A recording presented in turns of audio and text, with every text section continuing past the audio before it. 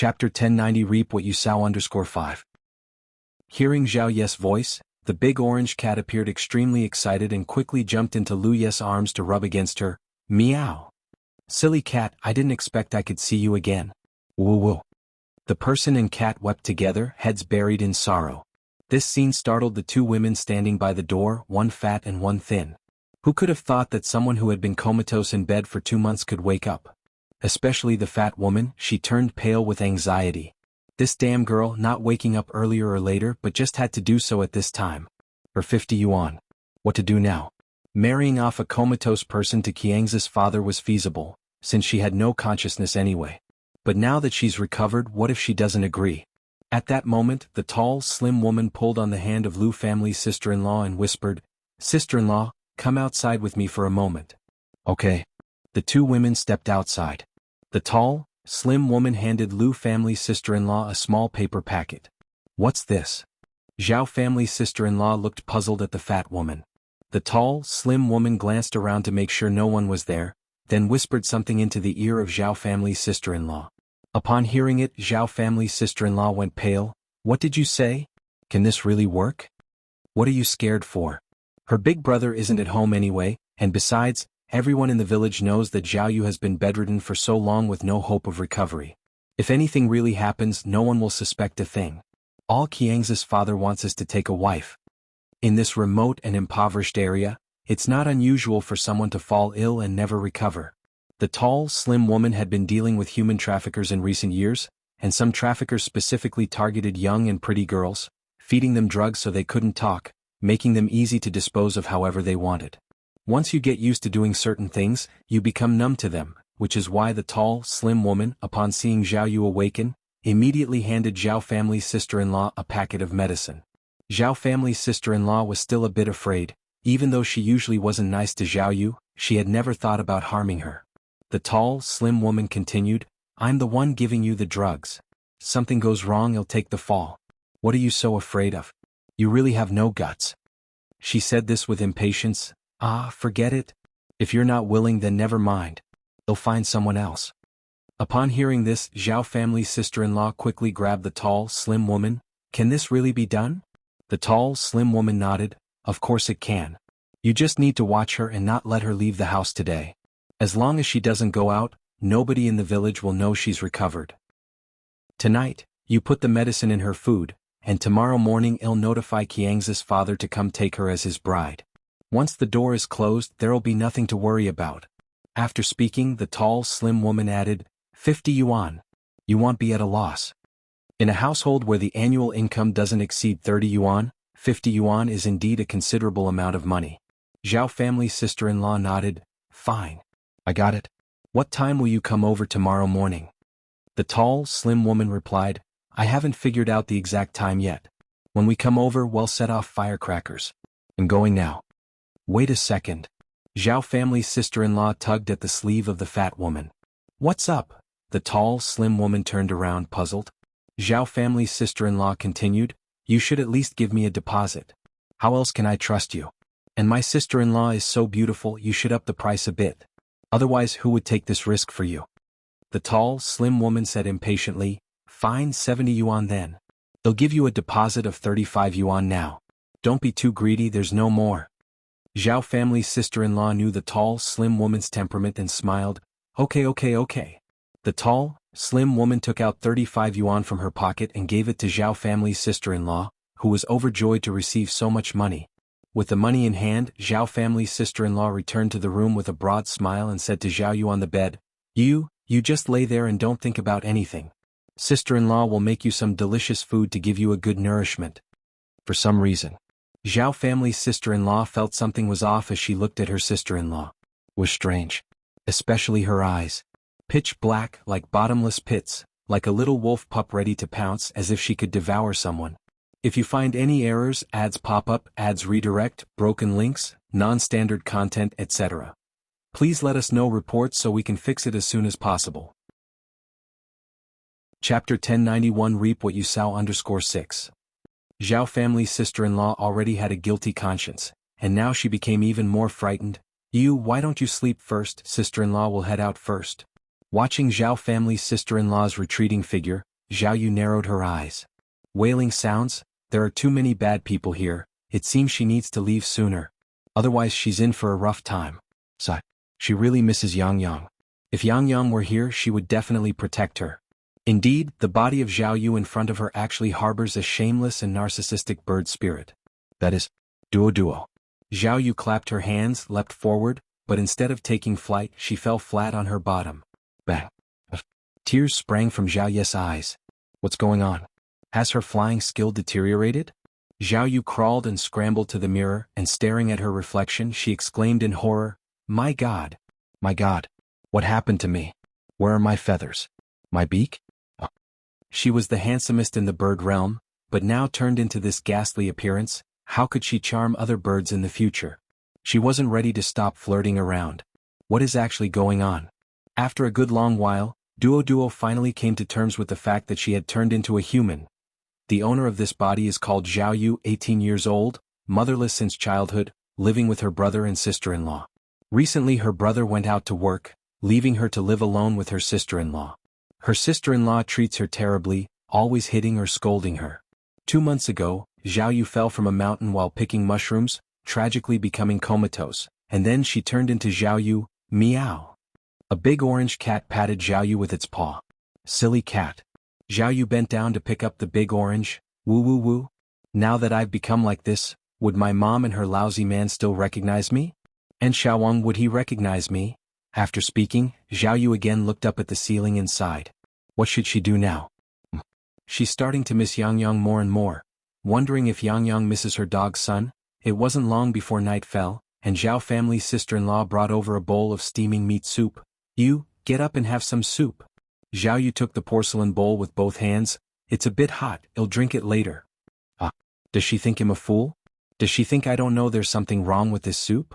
Oh, if only Yang Yang were here.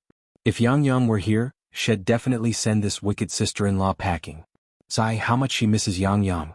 Zhao family's sister-in-law said smilingly, It's not hot at all, I've already blown on it. You go ahead and leave, I want to be alone for a while, Zhao Yu continued. Could it be that she has discovered something? Zhao family's sister-in-law seemed taken aback. Zhao Yu looked at Zhao family's sister-in-law. Big sister, why are you insisting on me drinking the soup? Did you put poison in it? Of course not. Zhao family's sister-in-law was startled. What nonsense are you spouting? Why do you sound so defensive? Zhao Yu challenged. After a pause, Zhao Yu said with a grin, Big sister, I'm just kidding with you. You've been so nice to me, how could you bear to poison me? Go ahead and leave, I'll drink the soup in a bit. Initially, Zhao Yu wanted to beat up Zhao family's sister-in-law, but then she looked at Zhao family's sister-in-law's build, and then her own, and eventually gave up the idea. Zhao family's sister-in-law must be over 200 pounds, and how much does she weigh? Certainly no more than 90 pounds. She's just a picture of malnutrition, how could she beat Zhao family's sister-in-law? Better to outwit than confront. Hearing this, Zhao family's sister-in-law breathed a sigh of relief. Then drink it quickly and go to sleep, I will leave now. If you find any errors, ads pop up, ads redirect, broken links, non-standard content, etc. Please let us know reports so we can fix it as soon as possible. Chapter 1092 Meet. After Zhao Ye's sister-in-law left, Zhao Yu sat on the bed thinking about how to escape this den of wolves. According to the memories in Zhao Ye's mind, this place was a small mountain village over 800 kilometers from Beijing City. In the past, what was 800 kilometers? At most, it would take 2 days to fly. But now she was human. And a female at that. With all these vast distances, high mountains and long rivers, trying to rely on her own strength to get to Beijing was just too difficult. Humans really are too weak. Meow. Depang nudged Zhao Ye's head with its own. Silly cat, how did you find me? Zhao Yu suddenly felt a pang of sympathy for Depang. Such a long journey, Depang really went through a lot. Depang stretched its legs as if to show Zhao Yu how good its jumping skills were. It could leap several meters in one go and it could climb trees too. Zhao Yu touched Depang's head, extremely worried. Over 800 kilometers. How was she going to get back? Sigh, if only I had written down Yang Yang's family's phone number. Zhao Yu sighed. If she had known Yang Yang's family's phone number, she could have asked Yang Yang to come pick her up. Was she really going to be sold off by that fat woman and go be a daughter-in-law for someone like Qiang's dad? No way. She was Yang Yang's dog child, she did not want to be sold to someone else. Thinking it over, Zhao Yu patted Depang's head. "Silly cat, go see what that evil old woman is up to now." Meow. Depang meowed once, jumped off Zhao Yu and leaped out the window. In a little while Depang came back. Meow meow meow. Zhao Yu tilted her head, listened for a while. "Oh, I see. I understand now." Outside, the sky gradually darkened. Taking advantage of the night, Zhao Yu held her breath and went to the next room, which was eerily quiet with no one around. Just like Depang said, Zhao's sister-in-law had gone out to meet her lover. After confirming the house was empty except for her, Zhao Yu breathed a sigh of relief, returned to her room, picked up the bowl of meat soup and went to the kitchen. The kitchen was fragrant, the air filled with the aroma of stewed meat. Zhao Yu swallowed, took a clean bowl from the cupboard, served herself 2 fresh bowls of meat soup, and then poured the drugged soup back into the pot. Zhao Yu carried 2 bowls of meat soup back to her room, one for herself and one for Depang. "Silly cat, time for meat soup." Catching the scent of the meat soup, Depang was incredibly excited. It was Zhao Ye's first time drinking meat soup. The taste was simply amazing. "Wow, this is delicious." Zhao Yu felt like she was floating. At this moment, Zhao Yu felt that being a human wasn't too bad. Humans ate much better than birds.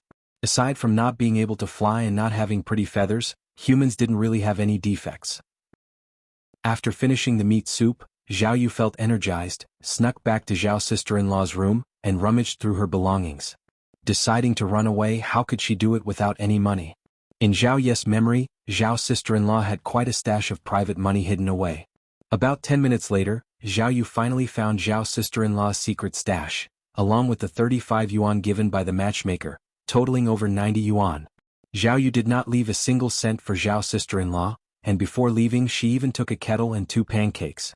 To prevent Zhao's sister-in-law from discovering her departure, Zhao Yu carefully restored everything to how it was before, stuffing a pillow under the covers to create the illusion she was still sleeping. 1 person and 1 cat disappeared into the dense night. Perhaps because she used to be a bird, Zhao Ye's vision was exceptionally good. Day and night made no difference to her. By the time Zhao's sister-in-law returned from her lover's house, it was already past 7 o'clock the next morning. By then, Zhao Yu had already covered a distance 40 kilometers away from Xiaoduan village. Yu. Zhao's sister-in-law was frantically pale. Where is she? Why has she disappeared? This darn girl, wasn't she still here last night? She drank the drugged meat soup, where could she have run off to? This damn girl. Zhao's sister-in-law searched the house inside and out 3 or 4 times but couldn't find Zhao Yu, and just as she was about to go out to look, suddenly, a burst of firecracker noises went off outside. It was the matchmaker with Qiangzi's dad arriving. What to do now? Zhao's sister-in-law's face turned pale. Although panicked and chaotic, Zhao's sister-in-law still managed to suppress her panic, smiled and went to open the door. "Oh, you've come so early." Source: web novel. Com updated by Novlov. Com if you find any errors, ads pop up, ads redirect, broken links, non-standard content, etc. Please let us know reports so we can fix it as soon as possible. Chapter 1093 to meet. _2. The tall and thin woman said, "Auspicious timing is crucial for celebrations. Now it's 8:18 a.m. Just the lucky moment of today. Where is the bride? Have you gotten the bride ready?" Zhao family's sister-in-law swallowed hard. "Please don't be anxious, how about we chat for a bit first?" Chat about what? Got to bring the person back, I still have to work in the fields," said a middle-aged man over 50 years old. This man was Qiangzi's father. Why did he want to marry Zhao Yu, a vegetative person? The reason is quite simple. He has consulted a semi-diviner, who said that Zhao Yu has a fortune-bringing appearance and she wants to stay unconscious forever. In a few days Zhao Yu will wake up. He is already 58 years old, isn't it a good deal to marry an 18-year-old girl with just 70 yuan? And on top of that, a fortune-bringing young girl too. Absolutely a bargain. "Don't be anxious, Qiangzi's father, look, you are about to marry Yu. Why don't we sit down and have a chat?" said the Zhao family's sister-in-law. "Zhao Yu has been sold to me. Who's related to you?" Qiangzi's father shoved the Zhao family's sister-in-law away. "Why are women like you so annoying? In this 10-mile radius, who doesn't know that Zhao family's sister-in-law is hard to talk to and looks down upon the poor?" Qiangzi's father certainly didn't want to associate himself with this kind of person. "Hey, don't go in there. Don't go in." Zhao family's sister-in-law clutched at Qiangzi's father's sleeve. Qiangzi's father shook her off. "What are you going on about? The tall and thin woman looked at Zhao family's sister-in-law with a sneer. As the saying goes, greed knows no bounds. You should watch out for that. Zhao family's sister-in-law looked troubled and glanced at the tall and thin woman. I. How was she supposed to explain this? That darn girl, she didn't know where she'd run off to. Right then Qiang's father, the first to enter the room, shouted, "Where is she? Where is Zhao Yu? Where is she?" The tall and thin woman turned to Zhao family's sister-in-law. Zhao family's sister-in-law said with a smile, "Don't worry, Yu may have gone out to play. She should be back soon." Gone out to play? Qiang's father said in surprise. Zhao Yu is already better? It seems the semi-diviner was right, Zhao Yu really is a fortune-bringing one. Zhao family's sister-in-law looked at Qiang's father with difficulty. The tall and thin woman lowered her voice and said, "Gone out to play? Didn't she eat the medicine I gave you yesterday?" Zhao family's sister-in-law quickly said, "I gave it to her. I really did." "If you really did, then how could Zhao Yu have escaped?" The tall and thin woman squinted her eyes. "Oh, I get it. You want to call off the marriage." With the last sentence, she suddenly raised her voice. "Call off the marriage." Qiang's father, upon hearing this, turned around angrily. "You've taken the money and now you want to call off the marriage?" No. Zhao family's sister-in-law waved her hands. "I didn't want to call off the marriage. I really didn't." The tall and thin woman demanded, "Then where is Zhao Yu? Where did Zhao Yu go? Are you hiding her?" Zhao family's sister-in-law said very innocently, "It wasn't me, really not me. When I woke up in the morning she wasn't in the room. I don't know where she went. It's no use saying anything now. Shall we go search the village? We're all people from the village. Would I still lie to you?" The tall and thin woman and Qiang's father exchanged glances, then said, "All right, then let's go have a look. If we can't find her, you have to return the money to Qiang's father." Zhao family's sister-in-law said, "We can find her. We will definitely find our Yu. The three of them left the house and began a thorough search of the village. Yu. They searched the entire village but couldn't find Zhao Yu. Zhao family's sister-in-law had a bad expression on her face. Could that darn girl have run away? Qiang's father's face was very ugly. "You didn't conspire with Zhao Yu, did you?" I didn't. If nothing's wrong with Zhao Yu, how could she disappear? I think you're trying to deceive someone in marriage. Trying to swindle my money. Qiang's father continued, Forget it. Just give me the money back. Let's call this off. What bad luck. We can find her. We will definitely find our Yu. Can you give me some more time?" Zhao family's sister-in-law didn't want to give up those 70 yuan. "No need to search anymore, just return the money." With no other choice, Zhao family's sister-in-law had to lead Qiang's father and the tall, thin woman back to get the money. That darn girl. If you find any errors, ads pop up, ads redirect, broken links, non-standard content, etc., please let us know reports so we can fix it as soon as possible. Chapter 1094 to meet. _3. If she comes back later, let's see how she's going to sort herself out. Arriving at the Zhao family courtyard, sister-in-law Zhao said, "Wait here, I'll go inside and get the money." "Go on. Don't play any more tricks." Qiang's dad was getting impatient. Sister-in-law Zhao went inside to look for the money, but when she opened the cupboard where the money was hidden, her face turned pale and she broke out in a cold sweat.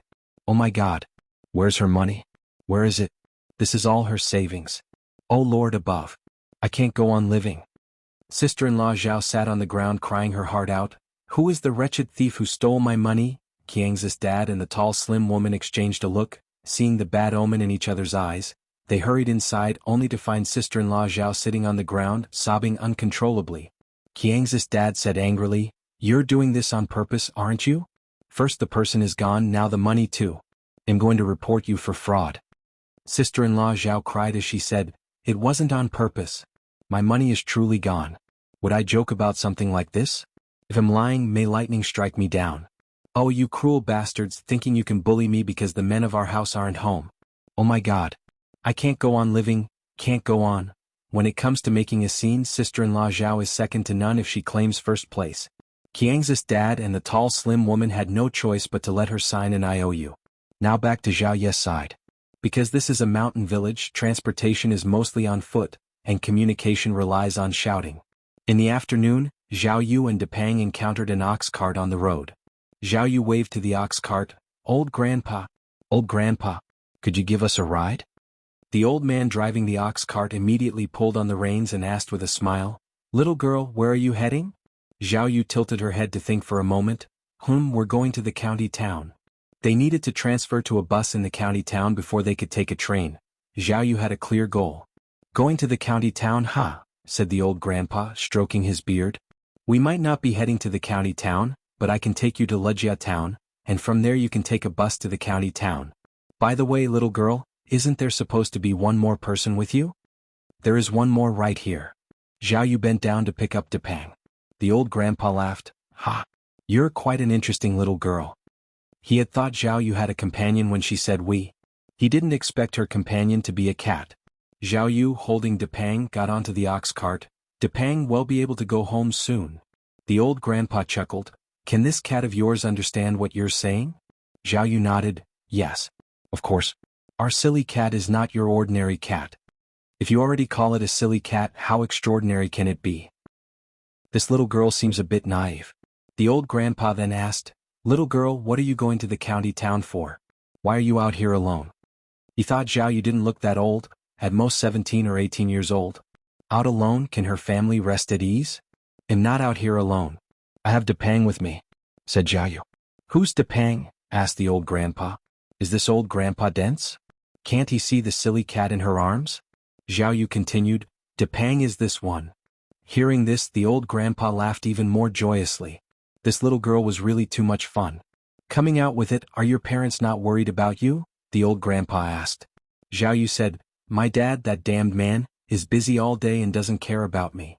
I'm going to find my mom." "Ha ha ha." The old grandpa laughed so hard tears came out. "How come this little girl is so funny when she talks? Which girl speaks of her father as a damned man? I'm not a little girl." Zhao Yu continued, "Old grandpa, my mom calls me her dog son. No wonder this little girl talks so amusingly. Apparently her mother is a character." The old grandpa laughed. "Where's your family from, little girl? Xiaoduan village?" Zhao Yu sighed in resignation. This old grandpa is really clueless. She already said she was a dog's son, and he still insists on calling her a little girl. Let it be. Yang Yang always says to respect the elderly and cherish the young, so she won't pick on this old man. "No." Zhao Yu shook her head. "I'm from Jinghua village in Beijing, old grandpa. If you ever go to Beijing, remember to look for me in Jinghua village. My mom is very beautiful. If you find any errors, ads pop up, ads redirect, broken links, non-standard content, etc. please let us know reports so we can fix it as soon as possible." Chapter 1095 to meet. _4. Beijing? The old man was stunned. "You must know, Beijing is separated from here by 1 or 2 mountains. She's just a child and a girl at that. How did she get here? Looking at her clothes, she doesn't seem to come from a wealthy family. This seems a bit unbelievable." "Little girl, is your home really in Beijing?" the old man asked uncertainly. "Of course." Zhao Yu nodded. "I never lie to anyone." The old man continued, "Beijing is very far from here. It takes 2 to 3 days by train. How did you get here? Do your parents know about this?" Zhao Yu sighed. "I was sold here by bad people. My mom doesn't know, so now I need to go to Beijing to find her. I haven't been back for so long, she must be worried sick." Hearing this, the old man looked at Zhao Yu with full sympathy. "Little girl, it's such a long way. Can you make it back on your own?" "Old man, I'm not little girl. I have a name. I'm Duo Duo." Zhao Yu continued, "Just call me Duo Duo." "All right, Duo Duo." The old man nodded. Just like that, the ox cart journeyed for over 2 hours before reaching the destination. On the way, Zhao Yu and the old man had a very pleasant chat. "Duo Duo, I can only take you this far. Be careful on the road." "Thank you, old man." Zhao Yu got off the cart, bowed deeply to the old man, and then took out a paper yuan bill from her pocket and handed it to the old man. "This is for your troubles." The old man refused. "It's just along the way. How can I take your money?"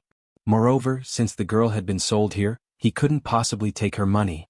1 yuan could buy 2 or 3 bowls of noodles. His shabby ox cart ride wasn't worth that much money. It's not easy for a little girl to be out and about, and she had been deceived before. Even though the old man was also living a life of poverty, he did not want to take this money with an unclean conscience. "My mom said that hard work pays off. You brought me here, so this reward is well deserved. Nobody should do something for someone else for free in this world. So please just take it." She had been living with Ai Yang for over 2 years and had learned a lot. The old man looked at Zhao Yu with a very surprised expression. At first he thought Zhao Yu was just a naive and somewhat clueless girl. He didn't expect her to speak such wisdom. It was truly unexpected. It seems her mother is also no simple person. Zhao Yu stuffed the money into the old man's hand, then waved at him. "Goodbye, old man. If you ever go to Beijing, remember to find me in Jinghua village. My name is Duo. My mom is Nai Yang." "All right," the old man waved back at her. Lejia town was very bustling.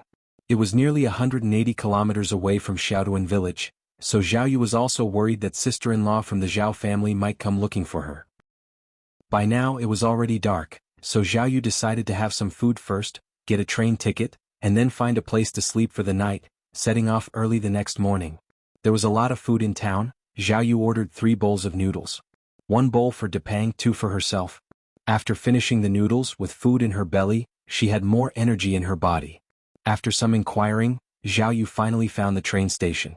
Only when she arrived at the station did she realize that getting on a train was not so simple. Because you need a letter of introduction to take long train rides and stay at inns. It's absolutely not allowed without such a letter. Zhao Yu became anxious. She had sneaked out and had no such letter. What to do? Could it be that she wouldn't be able to return to Beijing? Zhao Yu anxiously paced in place. Just then, a middle-aged woman quietly tugged on Zhao Yu's sleeve. Comrade, are you going to Beijing?" "Yes." Zhao Yu nodded. Hearing this, the middle-aged woman's eyes lit up, and she quickly pulled Zhao Yu aside. "Comrade, I have a train ticket for 6 o'clock tomorrow morning to Beijing. No matter the era, there are always those who engage in scalping. Just like the ticket scalpers of future generations. Many scalpers have become millionaires in the future." "Really?" Zhao Yu's eyes also shone bright. "Then can you sell it to me?" "I can, it's just that the price will be higher than the normal fare," the middle-aged woman continued. "The ticket office is selling them for 58 yuan each. How much are you selling them for? If you find any errors, ads pop up, ads redirect, broken links, non-standard content, etc. Please let us know reports so we can fix it as soon as possible." Chapter 1096 Meet. _5. 108. The middle-aged woman whispered. 108. Zhao Yu exclaimed in shock. "Why don't you just rob someone?" The middle-aged woman chuckled and said, "Listen to how funny you sound, young comrade. If I get caught doing this, it's a huge problem. The price I'm giving you is already very kind. Others are selling it for 128. At this time, crackdowns were serious, and activities like those of the middle-aged woman, if caught, were indeed troublesome. That still can't be 108. Zhao Yu continued, "Will 78 work?" She had a total of 98 yuan on her, and after the car fare and meal money she was left with only 90 yuan. There would still be meals needed on the way, and after arriving in Beijing she would need to transfer several times. All these transfers would take at least 7 or 8 days to reach Jinghua village. Hearing this, the middle-aged woman said speechlessly, 78 yuan? Young comrade, aren't you joking with me? No. Zhao Yu narrowed her eyes and went on, "Auntie, it's already past 7 o'clock. If you don't sell this ticket by 6 o'clock tomorrow morning, not only will you not be able to sell it for a penny, but you will also lose several yuan. I'm willing to buy it for 78 yuan, at least you'll make 20. You can't be so inflexible in life, you have to learn to adapt." At this point, Zhao Yu added, "If you really don't want to sell it, then forget it. A look around, surely someone will be willing to sell it to me for 78 yuan. With that, Zhao Yu turned to leave. Actually, Zhao Yu had learned this trick by following Nai Yang. Don't be fooled by Nai Yang's wealth. When it comes to bargaining, no one can beat her. The middle-aged woman saw Zhao Yu walking further and further away and quickly said, "Come back. Come back. Young comrade, come back. Let's talk this through, young comrade." Zhao Yu turned around unhurriedly. "Do you have anything else to say?" The middle-aged woman said wordlessly, "Fine, 78 it is. I'll sell you the ticket. I've been in this business for over a year and I've never met a girl as shrewd as you." Zhao Yu said unapologetically, "All thanks to my mom's good teaching. Without Nai Yang's guidance, how could she be so outstanding?" The middle-aged woman handed over the ticket to Zhao Yu saying, "You look so pretty, your mom must look even prettier, right?" "That's right." Zhao Yu raised her proud little head. "My mom is 1,000 times, no 10,000 times prettier than me. She's the prettiest in the whole world." Middle-aged woman, why don't you just say your mom is a fairy descended to earth? And the prettiest in the whole world. You don't even draft your lies. The middle-aged woman casually pointed to a poster near the train. "Is your mom prettier than that, comrade?" Zhao Yu replied disdainfully, she can't even compare to 1/10,000th of my mom. The middle-aged woman followed up, do you know who that is? That's a big pop star. Can your mom be prettier than a pop star? Zhao Yu had an inexplicable confidence in Ni Yang. In her eyes, Ni Yang was the most impressive and the most beautiful in the world. Nothing is greater than Yang, not even the vastness of the earth and sky. If my mom decided to sing, what business would she have? Middle-aged woman, this kid must be crazy. Hey, raise 78 yuan, please count it. Zhao Yu handed over a few RMB notes to the middle-aged woman. The middle-aged woman took the RMB and said, young comrade, let me tell you, my train ticket is for the rear carriage. If you're a bit clever, the inspectors hardly ever check there. Zhao Yu nodded, all right, thank you. It's tough for everyone out there, no need for thanks. The middle-aged woman continued, but just having a train ticket isn't enough. You can't stay anywhere in Beijing without an introduction letter. Where will you stay? Zhao Yu smiled, don't worry about that, my mom is in Beijing. Oh, is that so? The middle-aged woman nodded, then I wish you a smooth journey, young comrade. Thank you. Zhao Yu waved goodbye to her. With the ticket successfully purchased, Zhao Yu was in high spirits, bringing Depang to a grove near the train station. Since she didn't have much money left, she planned to make do and spend the night in a tree. To get a good night's sleep, Zhao Yu specifically chose a lush, towering tree. Just as she was about to climb the tree, Zhao Yu realized that she was now even worse off than Depang, the silly cat. If you find any errors, ads pop up, ads redirect, broken links, non-standard content, etc., please let us know reports so we can fix it as soon as possible. Chapter 1097 Meet. _6. Depang quickly climbed up the tree, but no matter how hard she tried, she just couldn't get up there. Humans are really too weak. Can't even climb a tree. Zhao Yu sighed. Meow meow meow. Depang stood on the tree haughtily meowing, looking as if he was mocking Zhao Yu. Stupid cat. Just you wait. Once I climb up there, I'm going to kill you. Depang, imitating Duoduo's previous behavior, immediately turned around and pointed his butt at Zhao Yu, shaking his tail at her in the end. Zhao Yu was so angry that it hurt. After a tremendous effort, Zhao Yu finally climbed the tree. Having climbed up, Zhao Yu's anger subsided, and she held Depang in her arms and just lay on the branch, falling asleep. At 4:30 in the morning, Depang woke Zhao Yu up on time.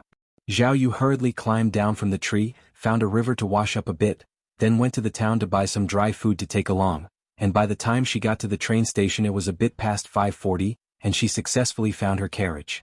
Her ticket was for a standing spot, and the carriage was filled with the noise of chickens and ducks and crying children. It was dirty and chaotic. Zhao Yu tightly hugged Depang, found a corner, and without caring about the dirt, just sat on the floor. The train would take 2 days and 1 night to reach Beijing. Along the way, if Zhao Yu got hungry, she'd eat some dry food, and if she got thirsty, she'd just drink some tap water to cope. Finally, after 2 days and a night as they left the station, Zhao Yu was so excited she almost went crazy. She was back. She had finally come back. Stupid cat, we're back. Meow. Zhao Yu really loved Beijing. She felt even the air in Beijing was sweet. And she was quite familiar with Beijing. In Beijing, all the birds were her brothers. Zhao Yu, holding Depang, walked towards the station exit. Just then, a fashionable young woman approached her and struck up a conversation. Comrade, where are you heading? Going home. Zhao Yu replied. The young woman looked Zhao Yu up and down, noting her attire, height, and skin tone, which didn't seem like someone from Beijing at all. Is your home in Beijing? Yeah. Zhao Yu nodded. Where in Beijing do you live? The young woman continued to inquire. Zhao Yu turned to look at the young woman. That seems to be none of your business, right? Why do you need to know so much? The young woman choked, glanced at Depang in Zhao Yu's arms, then at her luggage and continued, Rest assured, comrade, I'm not a bad person. I just want to remind you to be careful since you're so young and pretty. There's a lot of chaos out there. Be careful not to be deceived. Oh, thank you for reminding me. Upon hearing this, a smirk of mockery surfaced on the young woman's face. It seems this little girl isn't too bright. Otherwise, she wouldn't have been fooled by her so easily. Looking at this girl's figure and face, TSK, she could be worth quite a bit of money.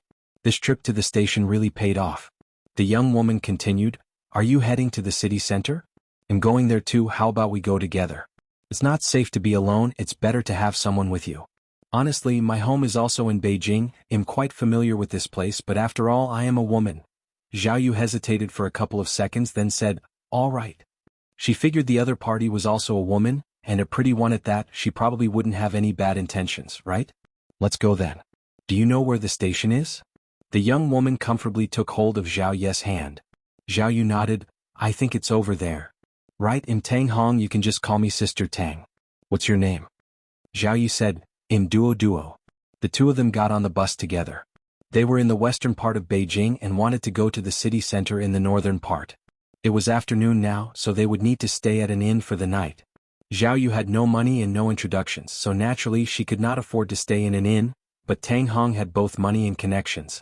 With an inviting look from Tang Hong, Zhao Yu and Depang ended up staying at the inn. At night, while Zhao Yu was asleep, Tang Hong sneaked out and went to a public phone booth. She made a call. Hello, Brother Zhang. I've hooked a big fish this time.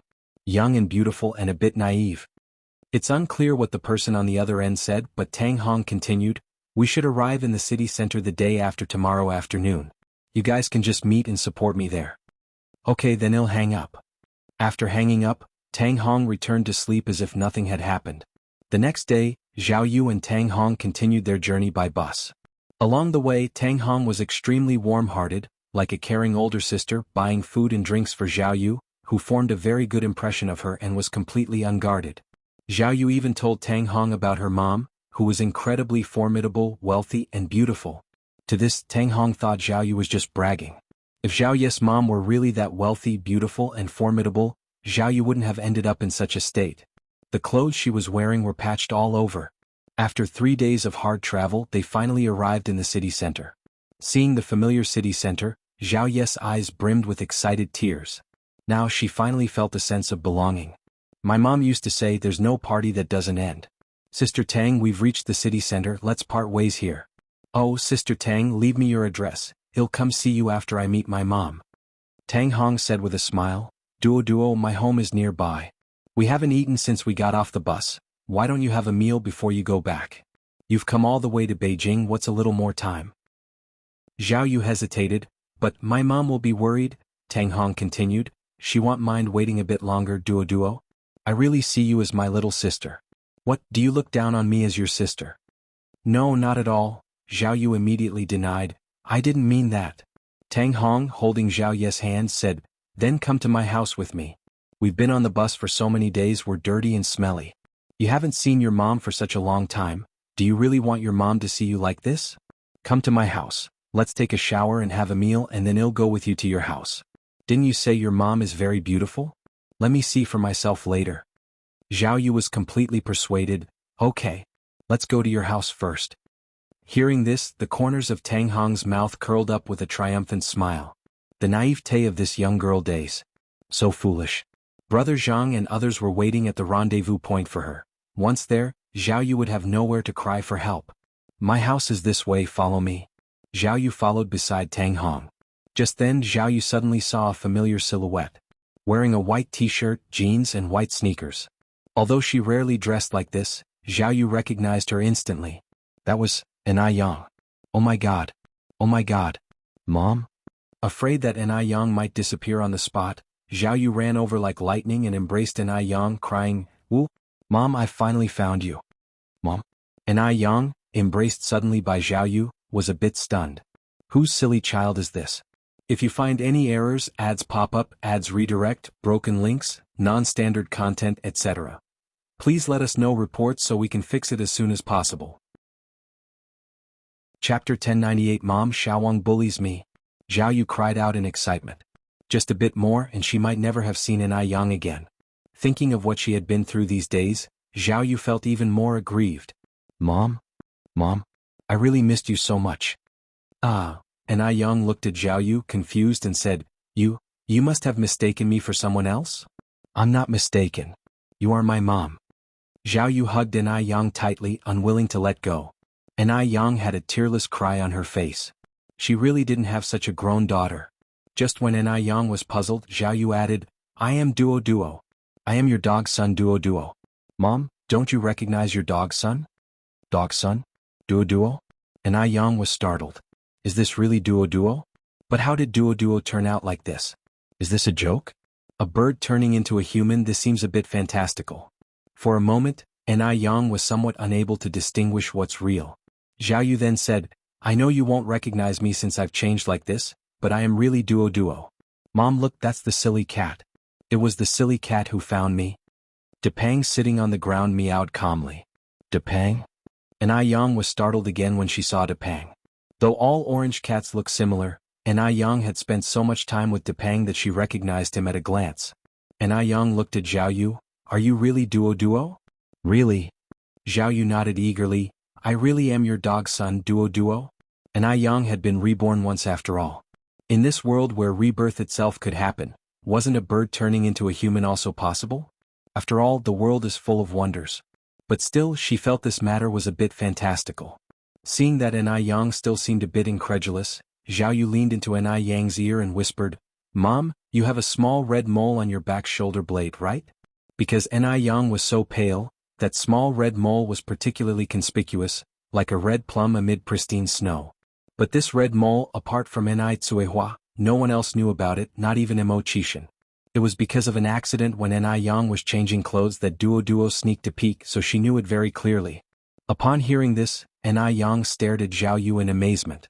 Zhao Yu was so anxious she almost cried, Yang, Mom, I really am your dog's son Duo. Duo. Yang hugged Zhao Yu, her eyes slightly reddening. Yang, Mom. Zhao Yu cried excitedly. Yang finally recognized her. Meow. Depang also joined in the excitement. Tang Hong followed with a puzzled look and saw Yang embracing Zhao Yu, a glint of astuteness flashing in her eyes. This girl is really beautiful. She had traveled all over the place for so many years and had never seen such a beautiful young girl. This face, this figure could definitely fetch a 4-digit price. It's worth it. This trip to Beijing was truly worth it. Duo, how did you become like this? After a moment, Yang let go of Duo. While rubbing her eyes, Zhao Yu started, well, it's like this. Just then Tang Hong stepped forward with a smile, interrupting Zhao Yu before she could finish her sentence. Duo, who is this? Is she your sister? Zhao Yu lifted her head arrogantly and said, this is my mom. How about it, Sister Tang, isn't my mom beautiful? I wasn't bragging, right? Ah.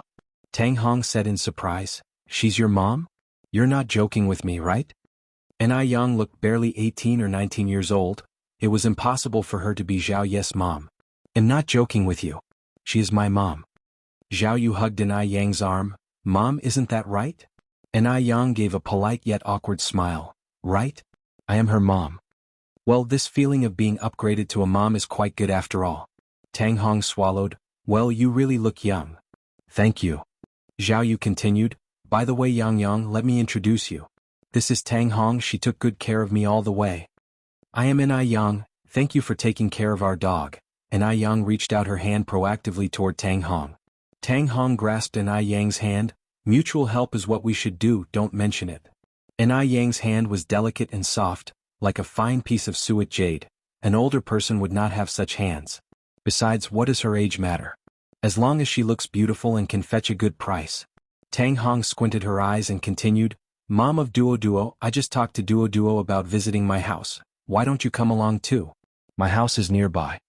If you find any errors, ads pop up, ads redirect, broken links, non-standard content, etc. Please let us know reports so we can fix it as soon as possible. Chapter 1099 Mom Xiaowang is bullying me. _2. Yang turned her head to look at Zhao Yu. Zhao Yu nodded, go ahead. I've already talked to Sister Tang. Okay.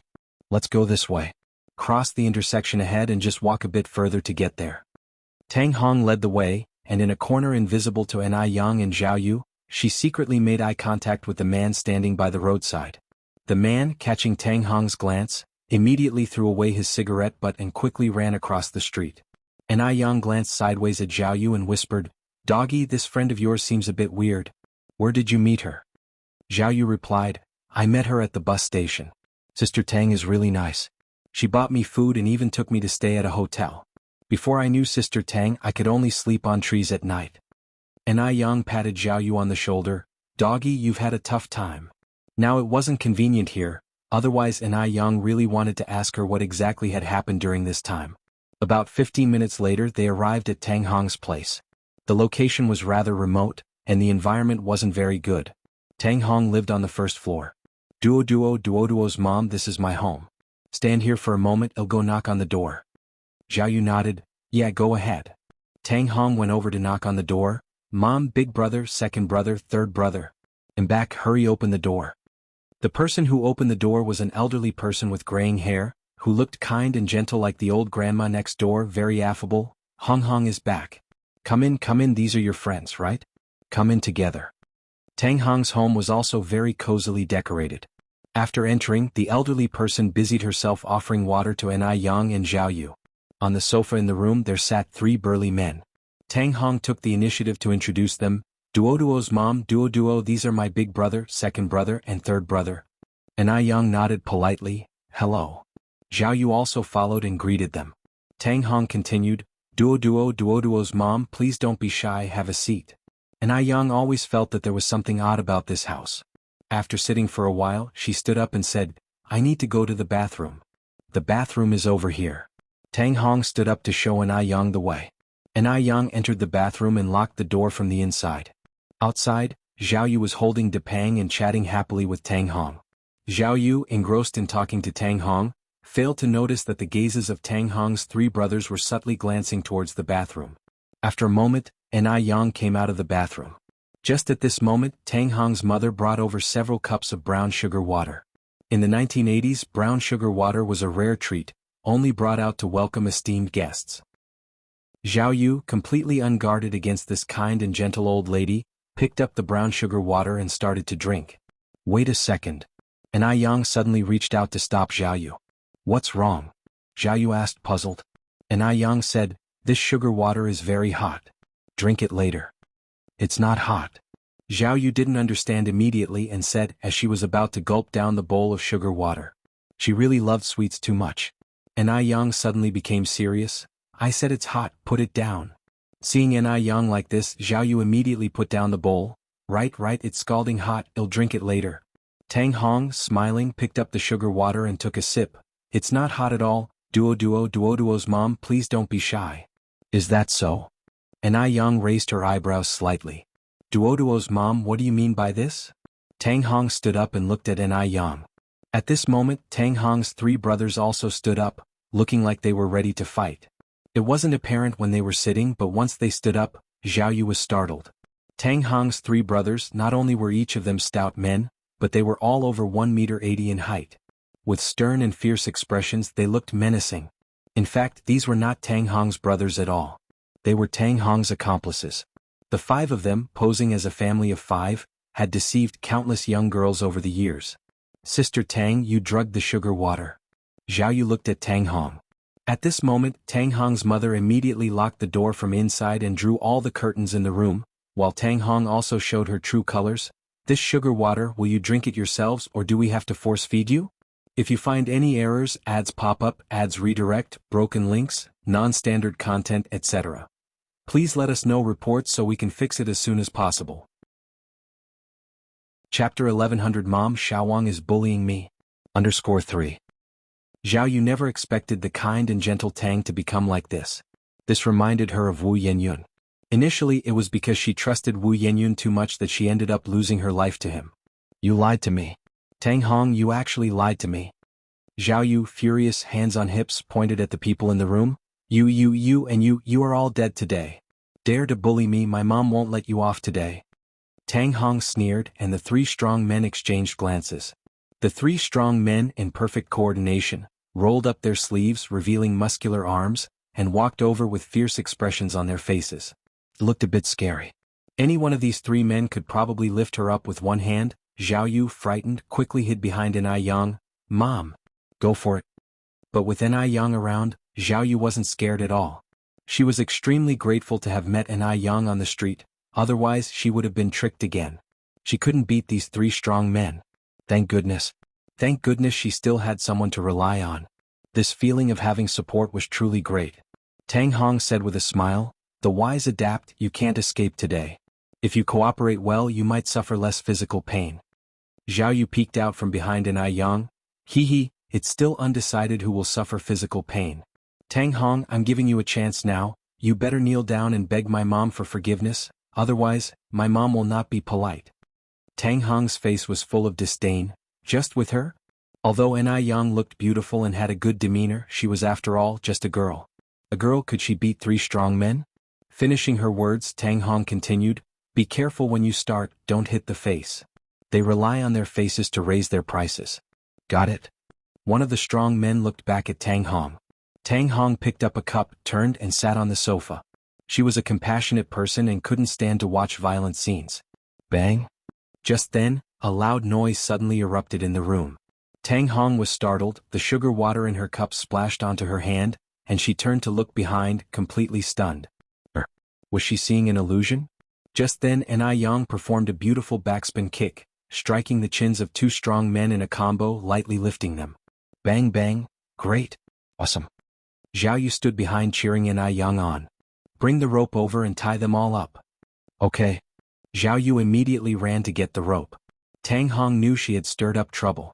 She hadn't expected Ni Yang, who looked slim, to be so skilled. No. She had to leave here quickly. Tang Hong exchanged a glance with the old lady in the room, and they quietly moved towards the door. "Where do you think you're going?" Just then Ni Yang walked over, blocking their path. She stood imposingly in front of them, casting a shadow over them, her voice clear yet authoritative. A deep sense of panic welled up in Tang Hong. What to do? Tang Hong swallowed. "Duoduo's mom, Duoduo, actually, I was just joking with you." Joking? Zhao Yu, holding a rope, walked over. "Tang Hong, do you think I look like a fool?" Actually, Tang Hong wanted to say yes. If Zhao Yu didn't look like a fool, how could she have tricked her from the train station to here? If only Zhao Yu was here today, there wouldn't have been any trouble. She should have kept an eye on Zhao Yu, not letting her wander off. Zhao Yu tied Tang Hong and the old lady back to back with the rope, then tied the 3 strong men together. Meow meow meow. Just then Depang suddenly jumped down from the sofa, clawing at the floor. "What's wrong with Depang?" Zhao Yu frowned slightly. "Mom, it seems like there's something under the floor." "Sure?" Ni Yang raised an eyebrow. "Aha." Zhao Yu nodded. Having been friends with Depang for so long, and being kindred spirits despite different species, Zhao Yu could understand Depang's language. Ni Yang crouched down to study the floor for a moment, then used her finger to lift a floorboard, followed by a second. Watching Ni Yang's actions, Tang Hong panically shrieked. What to do? She was going to find it.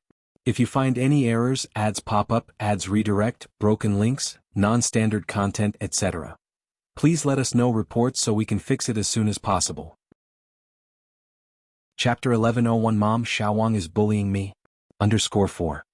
We must not let her discover the secret of the basement. The 3 burly men were also struggling hard. Just as Ni Yang lifted the 4th floorboard, she suddenly saw a pair of hopeful eyes. There were people underground. And not just one but several 17 or 18-year-old girls, their hands and feet bound with ropes, mouths sealed with clear tape. It turned out this place was actually the den of human traffickers. Ni Yang immediately jumped down, untied their ropes and shouted up to Zhao Yu, Duo, quickly call the police." "Okay, got it." Duo immediately went to call the police. Ni Yang brought up a total of 5 girls from the basement. Before long the police arrived. Ni Yang and Zhao Yu, as witnesses and victims, went to the police station together. They stayed at the police station for over 3 hours before coming out. The police station also issued an identity proof letter for Zhao Yu. With this identity proof letter, it meant that Zhao Yu could continue to live in Beijing, and with the necessary procedures completed, she could even be registered for residency. Coming out of the police station, Ni Yang took Zhao Yu to the mall for a visit and bought her several sets of clothes from inside out. On the way, Zhao Yu recounted all the events that had happened recently to Ni Yang. "Is Wu Yenyun still in Beijing?" Zhao Yu asked. "She is," Ni Yang nodded. Zhao Yu then said, "Mom, would you be upset if I went to take revenge on her?" "Of course not." "Would you feel conflicted?" Zhao Yu continued. "Not at all," Ni Yang said indifferently.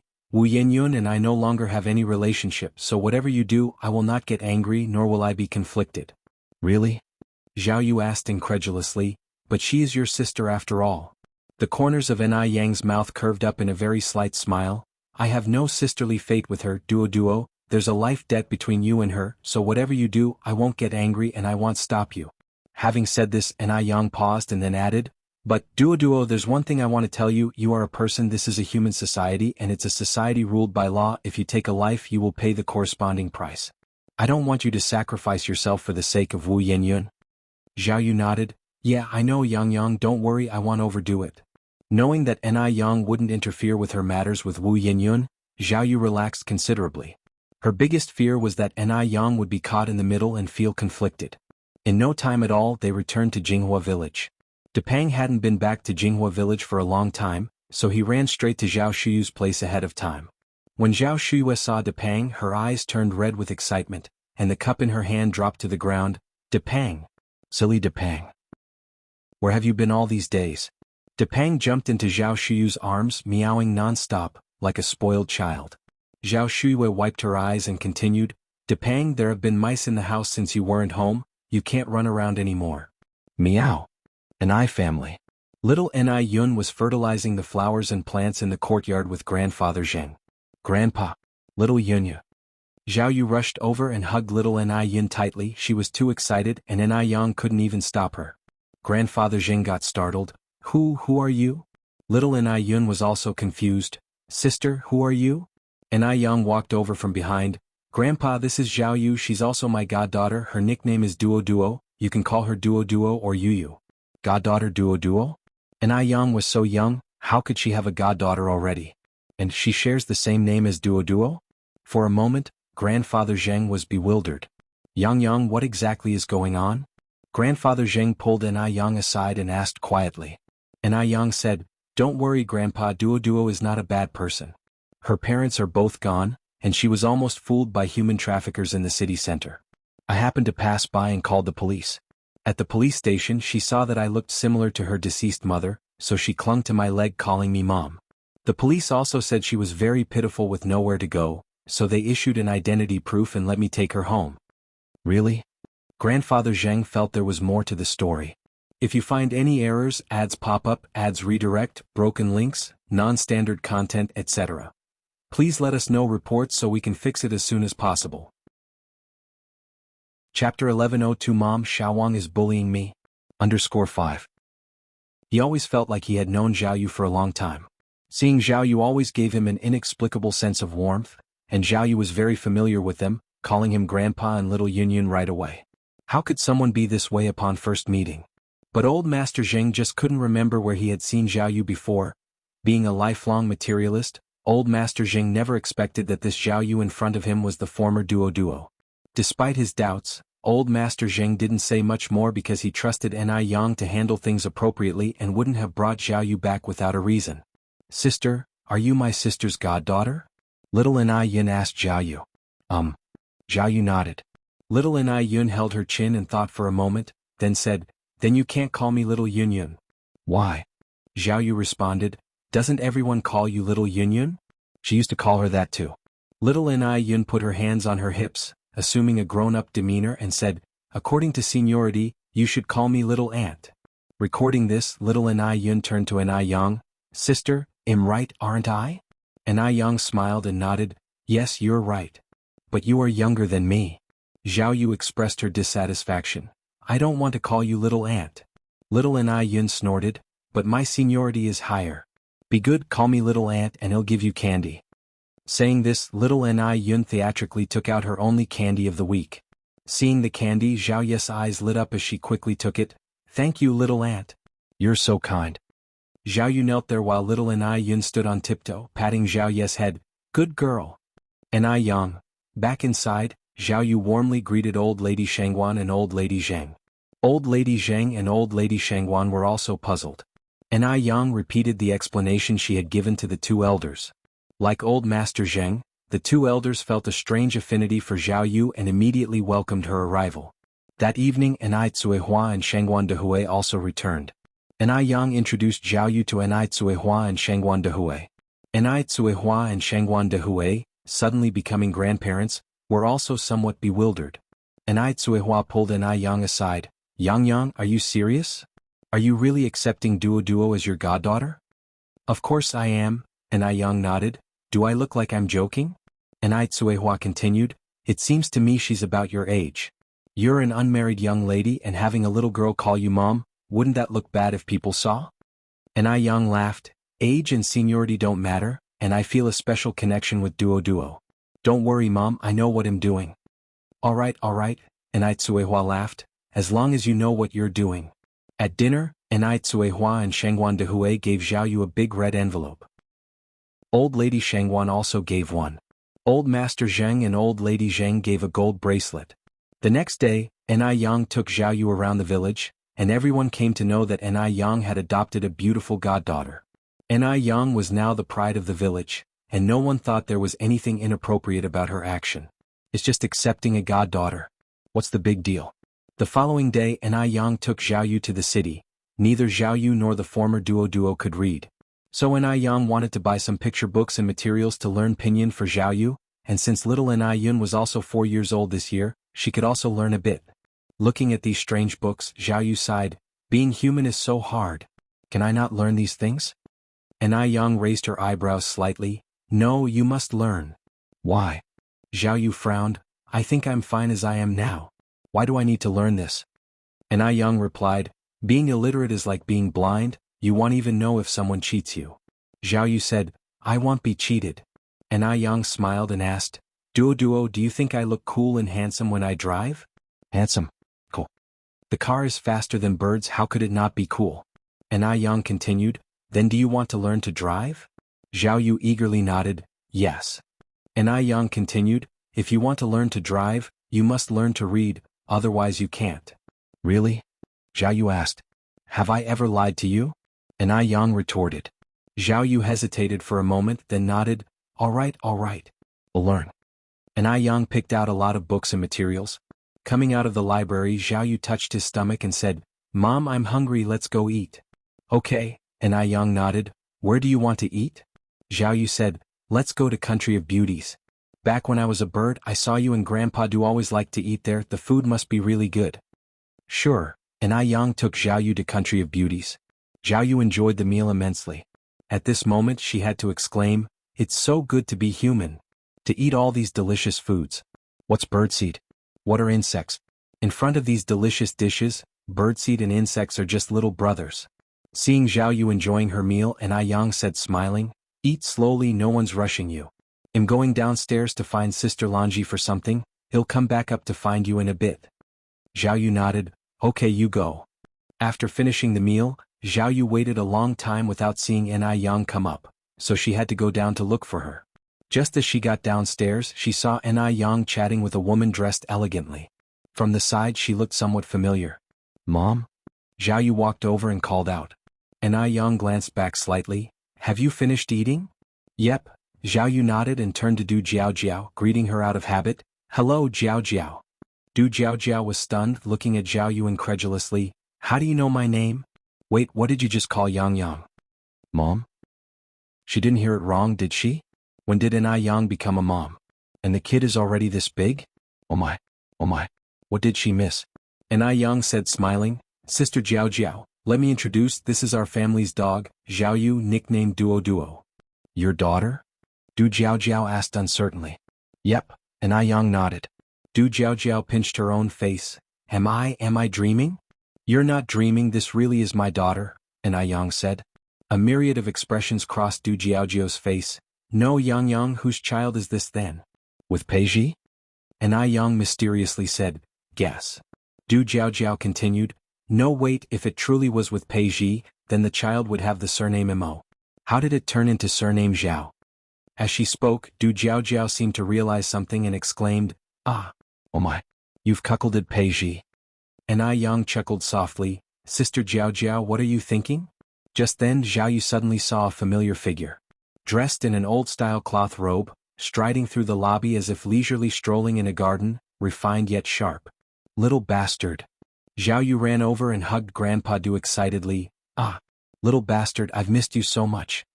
Grandpa Du sidestepped, dodging Zhao Yu. Zhao Yu didn't stop in time and ran straight into a pillar, her forehead swelling up instantly. Duo, are you okay? Enai Yang ran over to help Zhao Yu up. Zhao Yu clung to Enai Yang's arm and cried, Mom, little bastard bullied me. If you find any errors, ads pop up, ads redirect, broken links, non-standard content, etc. Please let us know reports so we can fix it as soon as possible.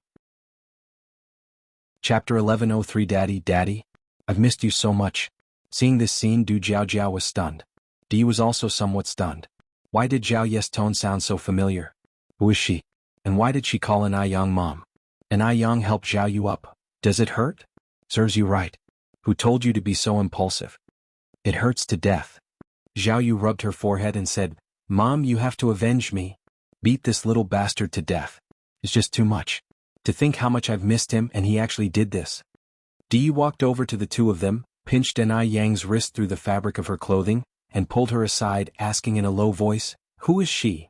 After speaking, Di added, Is it Duo? Although it was a rhetorical question, he said it with the tone of an affirmative statement. An I Yang was hesitating about how to start explaining to Du Yi, but he had already guessed it himself. Don't you think this is all a bit incredible? She had gone through rebirth and had accepted the fact that Duo turned from bird to human, but how did Di guess it? His mental strength must be really incredible. Di looked unperturbed. So you mean she really is Duo? Hum. And I Yang nodded and then followed up, How did you guess? Di twirled his Buddha beads. In this world, the only one who dares to call me that way is Duo. There's no one else. After giving the Buddha beads to Duo, Di went to the temple to get another string. Although it wasn't as handy as the old one, it was still better than none. Aren't you surprised at all? And I Yang asked back. Di said calmly, There are wonders of all sorts in this world. When you've seen enough, nothing seems strange anymore. His words were light, but carried a hint of bitterness. People who haven't experienced it themselves can't imagine what he's been through. And I Yang nodded in agreement. You're right. Di glanced at her and then asked, And I Yang, how old are you this year? 19, and I Yang answered. 19? Which 19-year-old girl is brave enough to not be scared when seeing a bird turn into a human? In terms of experience, an I Yang must be far ahead of him. Are you really 19? And I Yang smiled lightly. Would you believe me if I said I'm 90? Of course I don't believe that. Di shook his head. And I Yang continued, Duo turned into a human and you're not afraid at all? Di chuckled lightly. If a young girl like you isn't scared, what's there for me to fear? And I Yang coughed lightly. After all, I am a 90-year-old. Then I'm 109, Di said, playing with his Buddha beads. Heh, and I Yang looked him up and down, braggart. As if she hadn't bragged herself. Di smiled and didn't respond. And I Yang waved to Zhao Yu, Duo, come here. I'm here. Zhao Yu quickly ran over, not forgetting to glare fiercely at Du Yi. Mom, you have to avenge me. Beat this little bastard to death. Du Yi's expression remained unchanged. Sorry, I didn't know you were Duo. When you came charging at me, dodging was just an instinct. I think you did it on purpose. Duo crossed her arms. Mom, hit him. Spank his butt till it blooms. Let's see if he dares to bully me again. Hearing this, Du Yi's face inexplicably turned very red. They'll spank your butt till it blooms first for being so disrespectful. And I Yang poked Zhao Yi's head. Zhao Yu looked aggrieved. Mom, you're biased. It was clearly Xiao Wang who wanted to bully me. I'm your dog's son. How can you treat me like this? And I Yang looked at Zhao Yu. Biased? If it weren't for Du Yi, your little life would have been long gone. Hurry up and thank Du Yi, dog son, we can't be ungrateful. Huh? Zhao Yu looked at an I Yang, confused. What? You want to avenge me and now you even want me to apologize to him. Mom, your heart is way too biased. Am I still your dog's son or not? Zhao Yu was about to cry. He hadn't been with his mom for some time, and she already got another dog outside. This little bastard was just too much. Thinking of this, Zhao Yu glared fiercely at Du Yi again. And I Yang continued, Duo, the reason you're here today is all thanks to Du Yi's Buddha beads. And I Yang looked up at Du Yi. See, I didn't say it wrong, did I? In fact, from the moment Duo came back, and I Yang knew that the credit for this matter was due to Du Yi. If you find any errors, ads pop up, ads redirect, broken links, non-standard content, etc. Please let us know reports so we can fix it as soon as possible. Chapter 1104 Daddy. I really miss you so much. _2. Du Yi's Buddha beads were not ordinary, they had been blessed and had virtues attached to them. Di didn't deny it. At that time Di didn't think too much, just felt that it was a pity for Duo to die, and by giving the Buddha beads to Duo, he hoped that Duo could be reborn into a good family in the next life, but unexpectedly, Duo's soul was reincarnated directly. With that said, Zhao Yu began to understand. She took off a string of Buddha beads from her wrist. Are you talking about these Buddha beads? Yes, that's the one. And I Yang nodded, somewhat surprised. How come these Buddha beads are with you? A layer of confusion also appeared in Du Yi's eyes. Zhao Yu shook her head. When I woke up, these Buddha beads were already on my hand. No wonder they looked familiar to me. Turns out they belonged to that little bastard. Di didn't take them and said with a smile, I already have a new one, you keep this. Are you really being that generous? Zhao Yu was somewhat incredulous. Du Yi twirling the Buddha beads, all those goodies I used to enjoy, have they all been fed to dogs? Zhao Ye's gaze inadvertently drifted to the sachet at Du Ye's waist. She snorted, I've always been my mom's puppy son. Du Yi, although he's not a good person, Zhao Yu is literally a dog. Sister Jiao Jiao was a bit puzzled. Although she understood every word they said, when put together she couldn't understand them at all. What are you all talking about? Why can't I understand a word? Also, didn't you give those Buddha beads to that duo? How come they are now with this duo? What is going on here?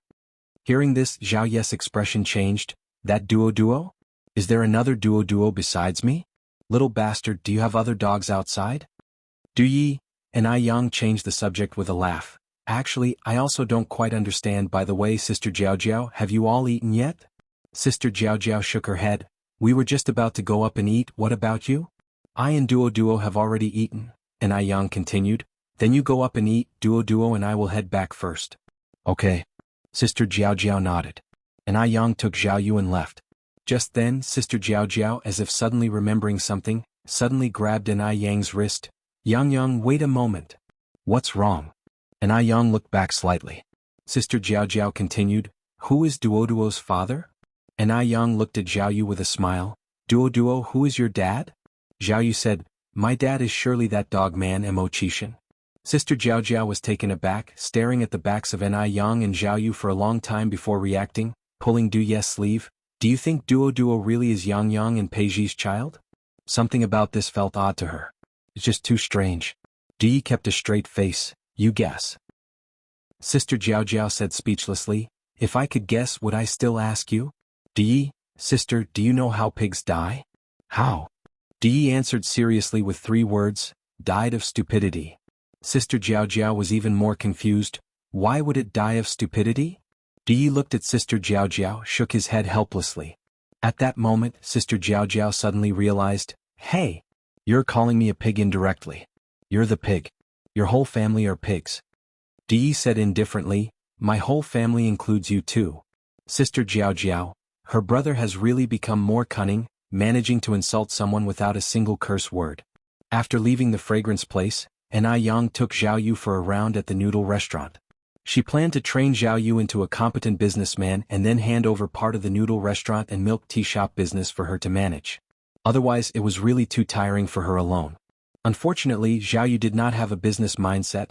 The sight of the account books made her dizzy, and most importantly, she barely recognized any characters, not understanding a word An Yang said.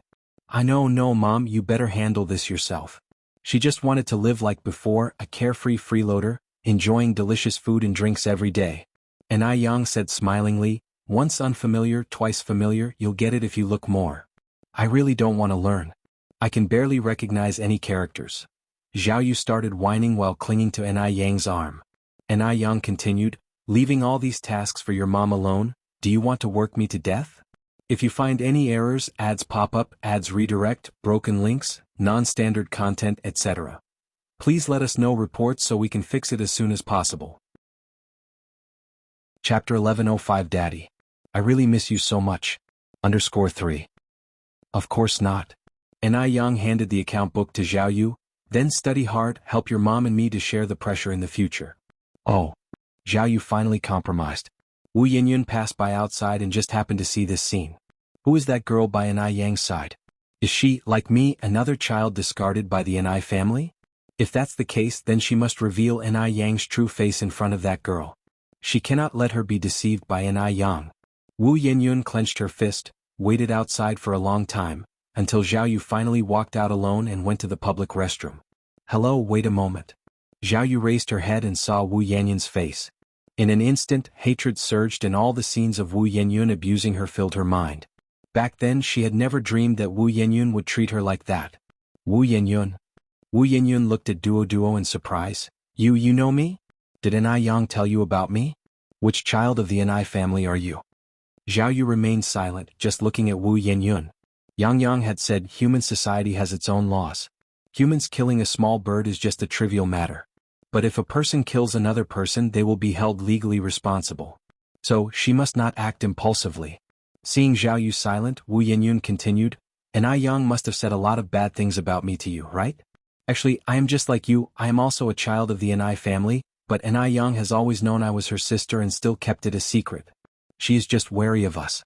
She fears that we will compete with her for the inheritance. You must not be deceived by a hypocrite like Anai Yang." At this point, Wu Yanyun's eyes became slightly red. "Sister, do you know how miserable I am now? Because of Anai Yang, I was raped and I can never have children again. My future could have been bright, but now? I'm ruined. I have nothing left. Sister, you and I are both pitiful. I've been deceived by Anai Yang once already. You must not be deceived by Anai Yang again. Otherwise, your fate will definitely be worse than mine. It's all Anai Yang. It's because of Anai Yang that she became like this. The person she liked disgusted her. Her future life path will also become extremely bleak." Zhao Ye's gaze was cold as she looked at Wu Yanyun and then lifted her hand, slapping her across the face. Slap. Wu Yanyun's head was knocked to the side, a trace of blood oozing from the corner of her mouth, dizzy and disoriented. "I'm kindly warning you. How could you hit someone? What right do you have to hit someone? Why did I hit you? Because you owe me a life." "What?" Wu Yanyun was stunned. Zhao Yu continued, "Have you forgotten how Duo died? This slap is for Duo who died. I'm telling you, Wu Yanyun, this slap is just the beginning. Every time I see you, I'll hit you." "Who exactly are you?" Wu Yanyun looked at Zhao Yu. "Who told you about this? It's just a bird, isn't it? It's just a bird, dead is dead. Did Anai Yang have to make it known to everyone? It seems she underestimated Anai Yang. Anai Yang did it on purpose. She deliberately ruined her reputation in front of others, made a big deal out of this issue, making her own stains bigger and bigger in front of others, thus highlighting her own noble character. Anai Yang is stepping on her to climb up. She is just a pawn to Anai Yang, and Anai Yang never really considered her a sister. Perhaps this was Anai Yang's plan from the beginning. She never intended to let her live well. Just then Anai Yang walked out from inside. Duo, are you done?" Zhao Yu turned to look at Anai Yang. "Oh, it'll be done soon." From beginning to end, it was as if Anai Yang hadn't seen Wu Yanyun at all. Wu Yanyun covered her face, somewhat unable to react to what was happening. Duo? Why would Anai Yang call her Duo? And who exactly is that girl? Anai Yang. You did this on purpose. Wu Yanyun said to Anai Yang. Anai Yang, as if she hadn't heard Wu Yanyun's voice, went straight into the shop. She never wastes time on insignificant people. Not before, not now. Wu Yanyun shouted angrily, "Anai Yang, I will never forgive you." "Never." Anai Yang remained indifferent. Zhao Yu came back from the restroom, saw Wu Yanyun still standing there, swinging her fist and said, "Wu Yanyun, why haven't you left yet? Do you want to try the taste of a fist? If you find any errors, ads pop up, ads redirect, broken links, non-standard content, etc. Please let us know reports so we can fix it as soon as possible." Chapter 1106 Daddy. I really miss you so much. _4. Wu Yanyun immediately ran without looking back. Upon returning to the noodle restaurant, Zhao Yu excitedly said, Yang, Wu Yanyun seems to have changed a lot. What happened during this time?" Anai Yang talked to Zhao Yu about Wu Yanyun's experiences. Zhao Yu said with a smile, "Such a vicious person deserves what she gets today. You have no idea how she maligned you in front of me just now. Such people are truly disgusting. How come I never realized she was this kind of person before? The best thing to do with this kind of person is to ignore them as they try to climb up the ladder," Anai Yang said indifferently. Zhao Yu went on, "Mom, you have no idea how satisfying that slap just now was." In the following days, Anai Yang was busy dealing with company matters, and Duo followed Granny Shangguan and Granny Zheng to learn how to read. These days, Anai Yang bought a piece of land in the center of Beijing, planning to build an office tower. Once all the departments were in order, it would be more convenient for her to work there. Anai Yang had already finished the design of the tower and was just waiting for approval from the relevant authorities. Once the paperwork was approved, construction could start immediately. Now there are strong supportive policies from above, so the approval of these documents is relatively quick. The tower Anai Yang wanted to build had a total of 38 floors. The 19 floors below were for food service offices, and the 19 floors above were for the office of Ice Skin Jade Complexion. Because the project was large, it would take 2 years to complete, but Anai Yang was in no hurry. This project was still entrusted to Wu Jinshu. Wu Jinshu was very touched. He was happy that Ni Yang could let bygones be bygones. If Wu Yinyun had listened to advice with such a good sister as Ni Yang, she wouldn't have ended up in this state. Yang, thank you. Ni Yang said with a smile, Godfather, I've said it before, we are all family. Since we are family, there's no need to speak as if we are strangers. Wu Yinyun is Wu Yinyun, Wu Jinshu is Wu Jinshu. Ni Yang would not forget the kindness she ought to acknowledge. Doing so would also reduce Ni Qihua's feelings of guilt. And indeed, Wu Jinshu was not someone who failed to appreciate kindness. Half a month later, as M Country had a new agent interested in representing ice skin jade complexion, Ni Yang had to take a trip to M Country. Coincidentally, she hadn't seen Mo Qishan for quite some days. Upon learning that Ni Yang was going to M Country, Zhao Yu clung to Ni Yang's wrist. Mom, my dear mom. My beautiful mom, can you take your son with you? Before, she had been a bird, unable to go to M Country, but now that she was no longer a bird, she wanted to go to M Country to see the world. You want to go too? Ni Yang raised an eyebrow slightly. Yes. Ni Yang said with a smile, okay, let's go together. Really? Zhao Yu was instantly overjoyed. Really? Ni Yang nodded. Ah. Yang, my dear mom, I really like you so much. Zhao Yu excitedly lifted Ni Yang into a hug. Ni Yang was light as a feather, and Zhao Yu easily lifted her, even easier than lifting Depang. Put me down now. If you want to go to M Country, we still have to go apply for passports. Fortunately, Zhao Ye's household registration issue had been resolved a few days earlier, otherwise, it would have been impossible to apply for a visa. All right. Let's go quickly. Zhao Yu immediately put down Ni Yang. Ni Yang took Zhao Yu to the city to apply for passports. On the day before going to M Country, Ni Yang took Zhao Yu to visit Grandpa Du at Demingxian. On the one hand, Zhao Yu had been talking about him every day, and on the other hand, Ni Yang had promised Mo Qishan to bring warmth to Grandpa Du. Seeing Grandpa Du, Zhao Yu was as enthusiastic as ever, running over, hugging Grandpa Du. You little rascal. Mere. Grandpa Du sidestepped, avoiding Zhao Ye's embrace, but he steadied her with one hand to prevent her from bumping into the pole beside him. Boys and girls should keep their distance. Can't you be a bit more dignified? What kind of behavior is this fuss and clamor? Zhao Yu said without words. We're all grown men, what are you afraid of? If anyone is at a disadvantage, it's me. Not only are you not losing out, but you're also gaining a huge advantage. What's the panic about? Grandpa Du, but I never take advantage of anyone. You can say you remind me of a recently learned idiom. What was it about a cat and a dog? Zhao Yu scratched her head. Cats and dogs ashore? Yes. That's the one, cats and dogs ashore. Lately, Zhao Yu was not only learning to read but also following Granny Shangguan to study Chinese classics, memorize poems and learn idioms. If you find any errors, ads pop up, ads redirect, broken links, non-standard content, etc. Please let us know reports so we can fix it as soon as possible. Chapter 1107 Daddy. I really miss you so much. _5. What is cats and dogs going ashore? Du Jiao came over with a puzzled face and asked. Zhao Yu said, cats and dogs going ashore is an idiom. Du Jiao furrowed her brows. How come I've never heard of this idiom before, second brother? Have you heard of it? Grandpa Du shook his head. None of you have heard of cats and dogs going ashore? I thought I was the only uncultured one. Turns out you are even less cultured than me. Finding two people even less knowledgeable than herself, Zhao Yu laughed smugly. Let's see who dares call her dumb now. What cats and dogs going ashore?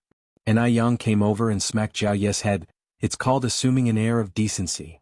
Du Jiao burst into laughter. Ha! So it's assuming an air of decency. Zhao Yu rubbed her head innocently. Is it assuming an air of decency? But Grandma clearly taught me cats and dogs going ashore. She remembered it as cats and dogs going ashore. How did it turn into assuming an air of decency? Ni Yang, if you want to piss off Grandma, just say it directly. Zhao Yu huffed and turned to look at Grandpa Du. Then you're guilty of assuming an air of decency. Zhao, you're becoming more and more impolite. Ni Yang raised her eyebrows slightly. Zhao Yu said, it was Xiao Wang who was impolite first. I was so warm-hearted, and not only did he not appreciate it, he also made a fuss about how men and women should be different. We're all grown men, what's there to be shy about? Hearing this, Du Jiao laughed even more joyfully. Oh my God, what a character your daughter is. Ni Yang patted Zhao Ye's head. Zhao, you have to remember your gender is now female. Haven't I told you before, you can't be too casual with men in the future? or else others will think of you as a girl with no self-respect. And Yang didn't know how many life lessons she had taught Zhao Yu, but whatever Zhao Yu memorized earlier would be forgotten soon after. Now there's a bunch of young lads in the village who had all become her brothers. Her social skills are wide-reaching. And when it matters, those boys really don't see her as a girl. Zhao Yu exclaimed indignantly, I'm not like that with others, only with my own people. It's very clear that Xiao Wang doesn't see me as one of his own. Grandpa Du stepped forward to explain, don't misunderstand, I'm just not used to being too intimate with the opposite sex. Let it be, Zhao Yu waved her hand, do I look like someone who would be so petty? Du Jiao nudged Yang's arm, laughing, hey beauty, honestly tell me, where did you find such a treasure? No way, I have to pick one up for myself too. She's just too funny. If there were a Zhao Yu in Daming Pavilion, then it wouldn't be so quiet all day long. Sister Jiao, I wasn't picked up. I was born to my mom. Zhao Yu said. Du Jiao looked at Zhao Yu with a smile.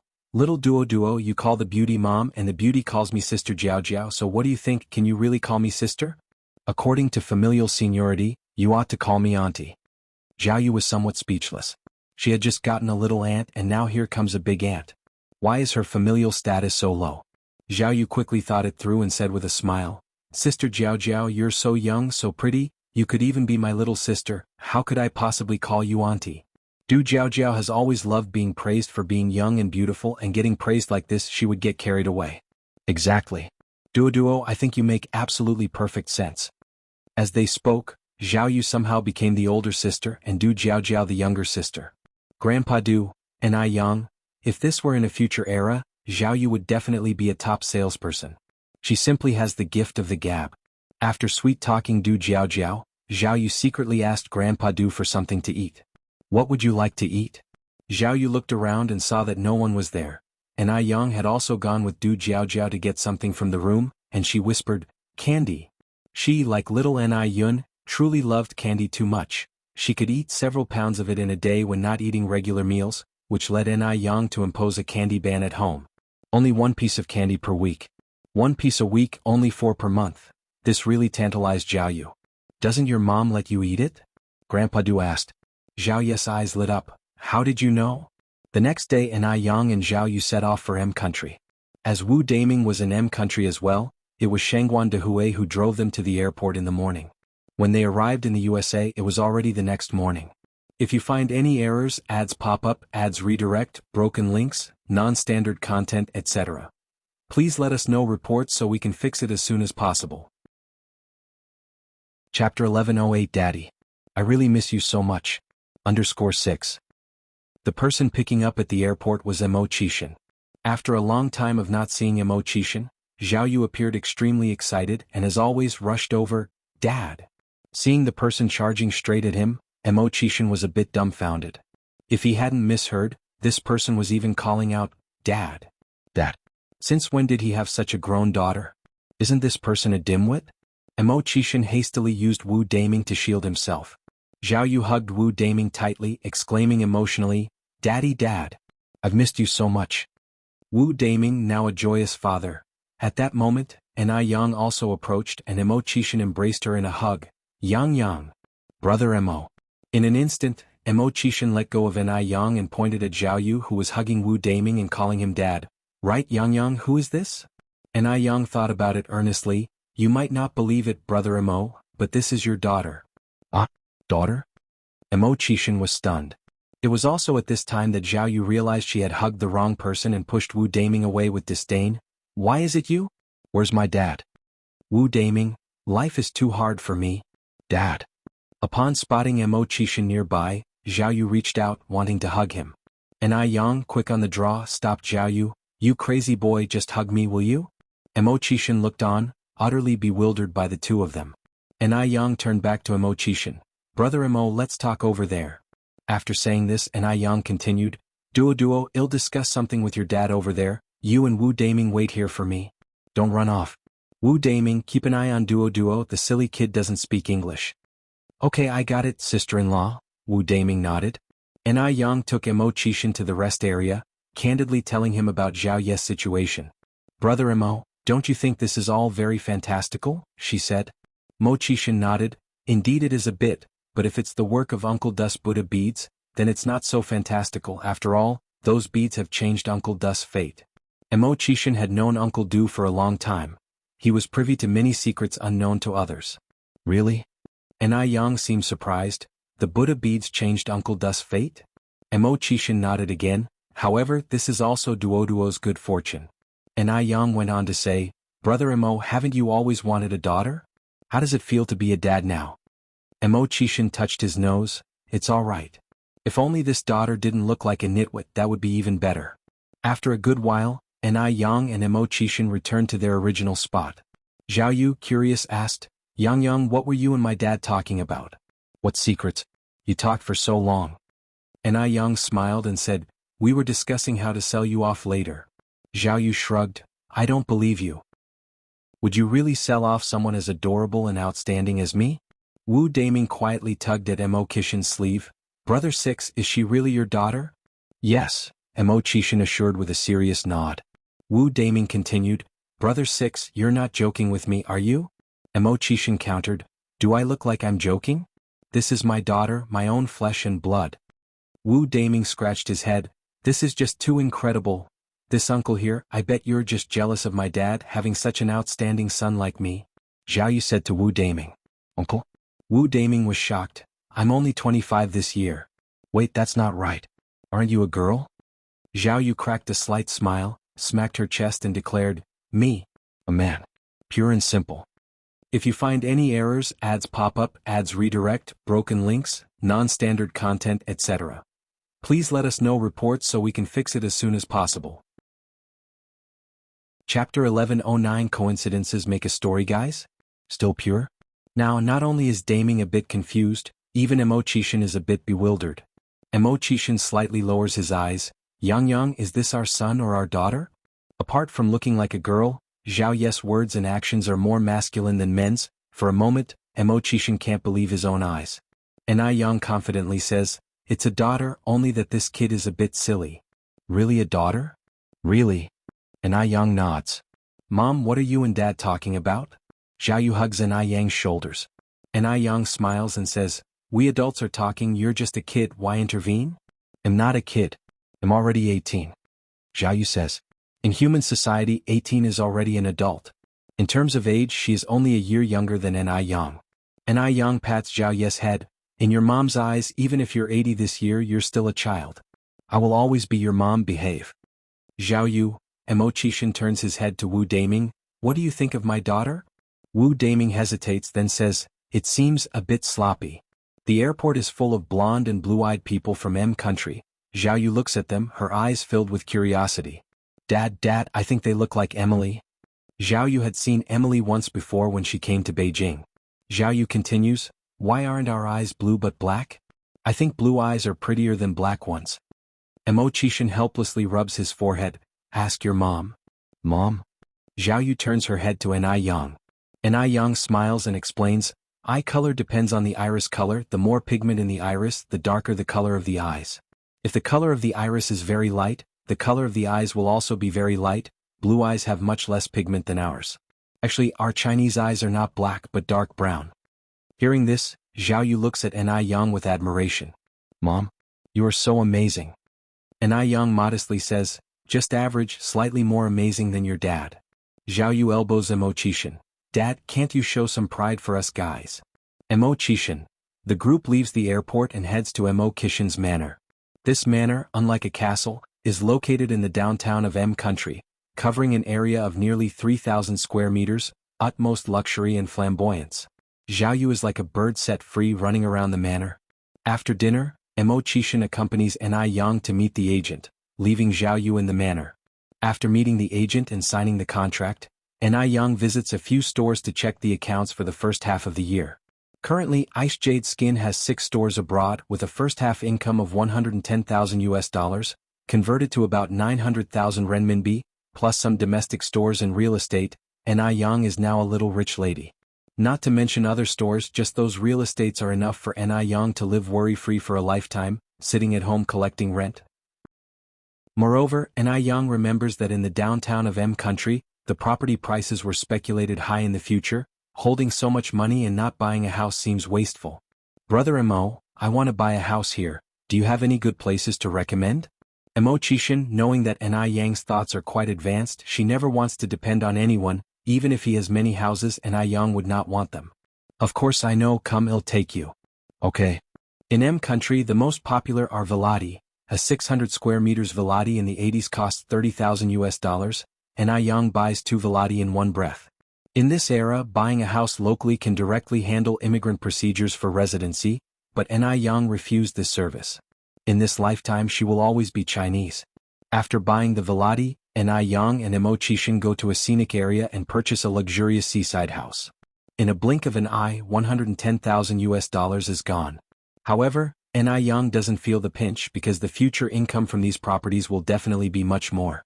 The seaside sunset is magnificent. Ni Yang and Mo Qixin walk shoulder to shoulder on the beach. The setting sun stretches their figures long. The beach crowd, coconut trees, neon lights have all become the background. If you find any errors, ads pop up, ads redirect, broken links, non-standard content, etc., please let us know reports so we can fix it as soon as possible. Chapter 11:10 No coincidence makes a book _. Mo Qixin carried Ni Yang's shoes in one hand and held her hand with the other. Yang, look at that person. Which one? Ni Yang asked. Mo Qixin continued, the one wearing a blue jacket and holding something like a black brick. I see him. Ni Yang nodded. Mo Qixin said, that's called a wireless mobile phone. Next year, Guangguan will establish the first batch of wireless telephone systems.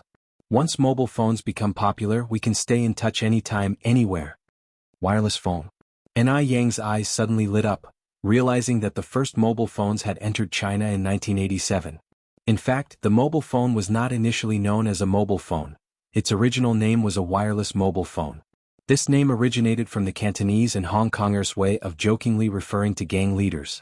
In some early Hong Kong movies, mob bosses frequently appeared on screen with mobile phones, hence people began to jokingly call these mobile phones as Big Brother phones.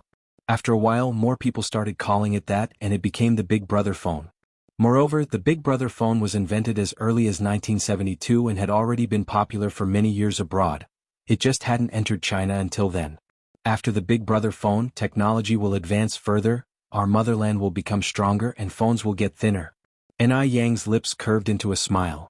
If Guangguan uses it well, I believe it will soon be popularized in Beijing. A good communication tool can solve many unnecessary troubles. Ni Yang's business was growing bigger and bigger, and in an era with undeveloped communication information, it was often really frustrating.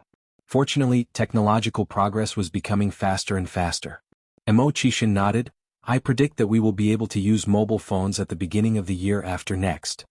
Ni Yang said with a smile, mobile phones are convenient, but they're too big and not easy to carry. This type of mobile phone must weigh about 2 or 3 kg, right?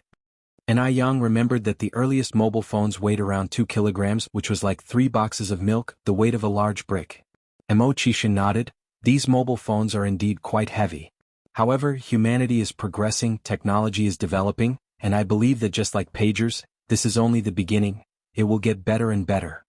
Once mobile phones become widespread, pagers will be eliminated. Similarly, one day mobile phones will also be replaced by even more convenient products. Mo Qixin was full of hope for the future.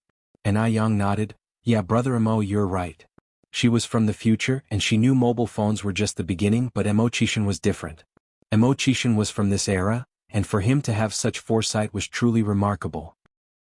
Ni Yang was glad she knew Mo Qixin, as there were basically no barriers in their communication. Whatever topic it was, Mo Qixin had his unique insights, and his perspective on issues was quite profound. She remembered one time when she spoke with him about M country's moon landing in '69, Mo Qixin said that China would also venture into outer space in the not-too-distant future. If not for the wars that invaded and delayed China, one could only imagine how much further ahead it would be compared to M country. However, except for dress issues. Like today coming to the seaside, Ni Yang wanted to wear a swimsuit to swim in the sea, but Mo Qixin firmly opposed it. After much picking, he chose a swimsuit so conservative that even old ladies would not look twice at it, and in the end he wrapped her tightly with a large silk scarf. So now she was still draped in the large silk scarf. Just then an elderly couple with white hair passed by Ni Yang. The old lady was coughing severely as she walked, her eyes red from coughing so hard. Because of the discomfort, she nearly tripped over a large stone. Be careful, and Yang said quickly, steadying the old lady. The old lady caught her breath and looked up to thank her, but before she could speak, her eyes suddenly brightened, and then she covered her mouth and started coughing violently again. The old man thanked her. Thank you, beautiful lady from the Orient, God will bless you. It's no trouble. And Yang smiled slightly. May I ask where you are from? The old man continued to ask. And Yang replied, I am from Beijing, China. The old man nodded. Beijing is a nice place, we went there 13 years ago. Do you know Kong City? I know of Kong City but I've never been there. Kong City was not only far from Beijing but also far from Dam Village, where Yang used to live. If you find any errors, ads pop up, ads redirect, broken links, non-standard content, etc. Please let us know reports so we can fix it as soon as possible. Chapter 11:11 No coincidence makes a book _3. Oh, I see. The old grandfather looked down at the old grandmother beside him. Let's go. The old grandmother nodded. And Yang wondered if it was her imagination, but she thought she saw a hint of disappointment in the old man's eyes. Was she mistaken? And Yang watched the backs of the two elderly people, somewhat distracted. Chishin said, Yang, what are you looking at? And Yang glanced back slightly. Nothing much, just that those two elderly people seemed a bit odd. How so? Chishin asked. And Yang said, the way they looked at me was strange, hard to explain. I don't know them, so maybe I was mistaken. Words may be spoken without thought, but they can have intentional implications. Chishin looked in that direction, squinting his eyes. The sunset cast a shadow on his face, adding a touch of mystery and nobility. We're not going back tonight, let's stay by the sea. They'll call Duo later and let her know, Chishin continued. What about Duo? And Yang asked. Chishin put his arm around Yang's waist. Wu Daming is there, nothing will happen. That's fine, and Yang nodded. Then he'll have someone book the rooms? Chishin turned his head to Yang. Yang, how many rooms should we book? What do you think? And Yang raised an eyebrow slightly. Chishin thought seriously. I think one room is enough, since we even have a daughter now. Sure, and Yang nodded. Chishin paused. Really? Is that okay? It depends if you have the courage, and Yang said in a light tone. She knew Chishin too well. Although he often joked around, he truly wasn't very brave. Then I really will book just one room. Okay, and Yang nodded. You decide. And Yang suddenly being so agreeable made Chishin feel uneasy. No, wife, we agreed you'd make the decisions at home, so you decide how many rooms, I'll listen to you. And Yang smiled at Chishin. Big brother is that all the courage you have? Chishin touched his nose. Actually, he was bolder than he let on, enough to scare himself sometimes, but ever since meeting Yang, his boldness seemed to have diminished as if a spell was cast on him. In the end, Chishin didn't dare to book 2 rooms. In a corner of the beach. Son of a bitch. A frail girl was surrounded by a group of people with superior skin tones. They spat on her, insulted her with vulgar words and told her to leave their country. This was racial discrimination. The girl, with her black hair and white skin, was extremely conspicuous among the people of M country. Despite growing up in M country, due to her different skin color and features, she had faced much disdain her whole life. Feeling they had humiliated her enough, the group finally left. After the group left, the girl squatting on the ground picked up her backpack and slowly stood up, tears on her face. Martha, are you okay? Did those bastards bully you again? A girl with an Asian face of the same age ran over from afar. Martha shook her head. Adele, I'm fine. I've been used to it since I was young. Adele frowned slightly. Martha, how many times have I told you? Only if you are tougher and more formidable than them, they won't dare to bully you. You need to bravely raise your fists. If you keep on like this, they will only push you further. When Adele first came to M country as a child, her situation was even worse than Martha's. Later, her grandparents hired a coach who taught her some self-defense moves. After years of diligent practice, she finally got out of that predicament. Now, if anyone dares to bully her, she can make them eat dirt in minutes. Martha pursed her lips and remained silent. She was different from Adele. Adele was smarter and braver. Compared to Adele, she felt utterly useless. Adele sighed, stretching out her arm to embrace Martha's shoulders. If they dare to bully you again, just mention my name. Let them come at me if they dare. Bullying the weak shows no real skill. Come on, I'll take you home now. Thanks to Adele's escort, no one dared to bully Martha along the way. After taking Martha home, Adele returned to her own residence. Adele is back. As soon as she got back, her grandfather gave her a warm hug. If you find any errors, ads pop up, ads redirect, broken links, non-standard content, etc., please let us know reports so we can fix it as soon as possible. Chapter 11:12 No coincidence makes a book _4. Grandpa. Where's Grandma? Adele asked. Adele's grandfather Jonathan said, your grandmother is sleeping in her room. He'll go check on her. Okay. When Adele entered the room, she realized something was wrong. Did they come again today? The they Adele referred to was her grandparents' nephews. She was not the biological granddaughter of her grandparents. Like Martha, at the age of 3, she was adopted by her grandparents from China. Her grandparents' predecessors were excellent capitalists, leaving behind substantial wealth. As her grandparents' health deteriorated, and they had no descendants, their nephews and nieces started eyeing the inheritance, almost causing trouble every few days. Grandmother Luana nodded from the bed. Adele said angrily, that's too much. How can they bully old people who are defenseless? Grandpa and Grandma, if they dare to come again next time, you call me home, and I will make sure they leave in disarray. Luana shook her head. They wouldn't dare do anything to me. The person we're truly worried about is you. Ah. Adele was startled. Grandmother Luana continued, we are getting old and might pass away any day now. We're afraid those people will trouble you after we're gone. Adele was all alone in this place without anyone to support her. If both of them were gone, Luana worried she might end up on the streets. After all, this is M country. Adele was a foreigner, and at any time the locals wouldn't side with a foreigner. Adele patted her chest and said, don't worry, Grandma and Grandpa, I'm very capable. They won't be able to bully me. Look, I'm fine now, aren't I? Grandfather Jonathan sighed. They don't dare to touch you now because they are wary of us, but once we are not here, you might suffer. You are the person we are most concerned about not leaving behind. It's okay, really, it's okay. Adele hugged her grandfather, then hugged her grandmother. I can protect both of you as well as myself. Grandmother Lorna went on, your grandfather and I have discussed it, and the most important thing for us to do now is to find your biological relatives. Only by finding her relatives would Adele have someone to rely on. Adele sighed, after such a long time, can we still find them? Even if we do, would they recognize me? The education in M country is very different from that in China. As an abandoned child, under her grandparents' upbringing, she held no resentment towards her biological parents. In fact, she very much wanted to find them. To facilitate an eventual reunion with her relatives, over the years her grandparents had been teaching her Chinese culture and language. Grandfather Jonathan said, they will recognize you, they definitely will. Your grandmother and I have decided that in a few days, we will set off for Kong City in China. Without finding Adele's birth parents, he and Luana truly couldn't be at peace. With the protection of her birth parents, they could leave this world more peacefully. Am I coming along too? Adele asked. Grandfather Jonathan nodded, yes. That's great. Having left China at the age of 3, Adele only had a vague memory of it, remembering just that the people there were warm and that there was not such severe racial discrimination. But if I go back, what about Martha? Adele was also worried about her good friend Martha. Jonathan spoke earnestly, people have to grow up. Martha can't always live under your protection. This could be a good opportunity for her to find her own space to grow. Okay.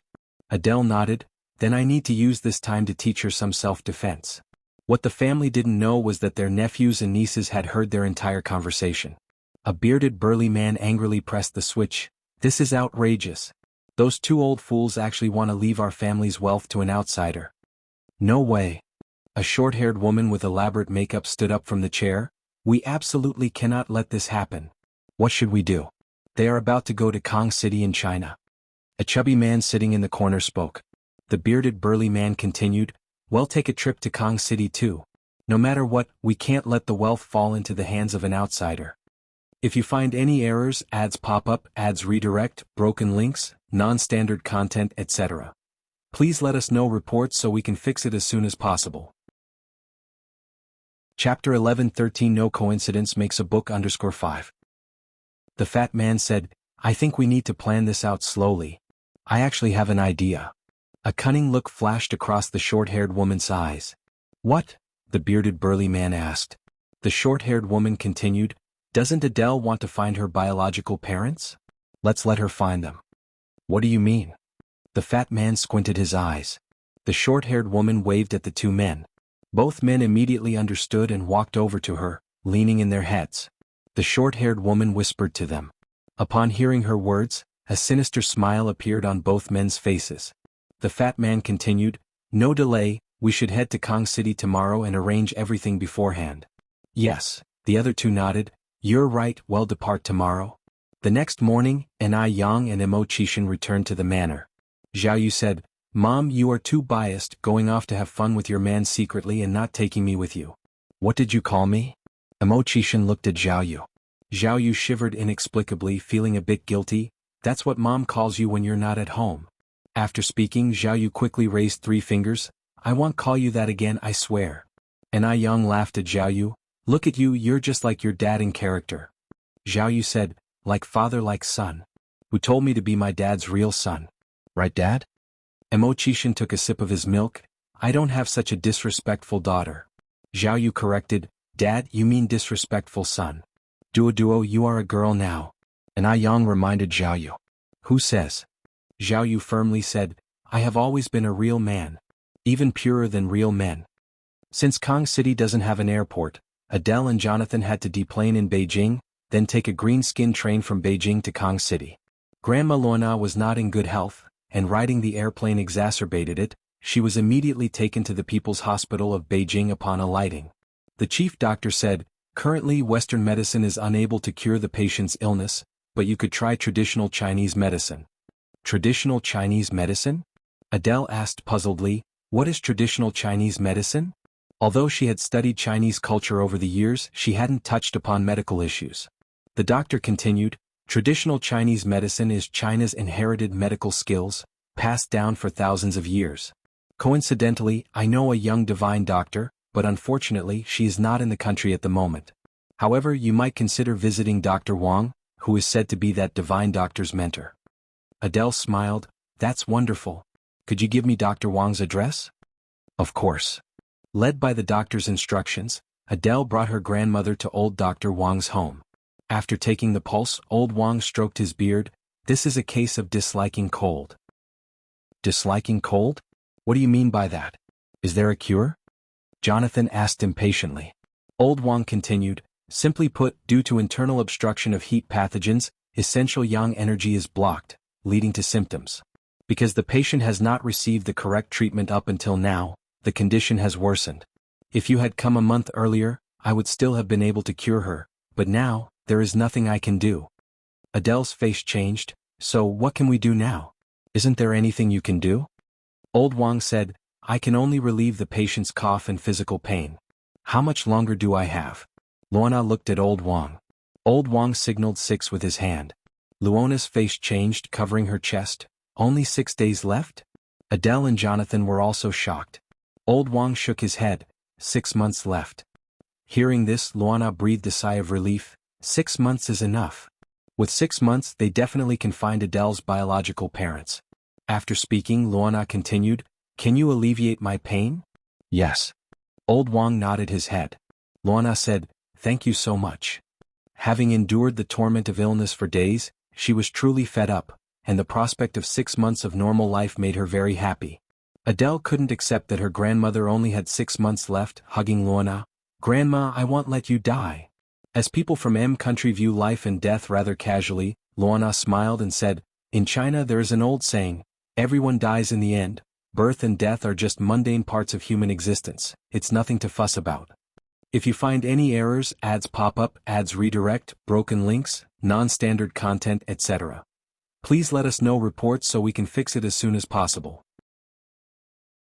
Chapter 11:14 No coincidence makes a book _6. Upon hearing this, Elder Wang looked at Luana with some surprise, only then realizing that the two elderly were foreigners, while this young girl had the face of a Chinese.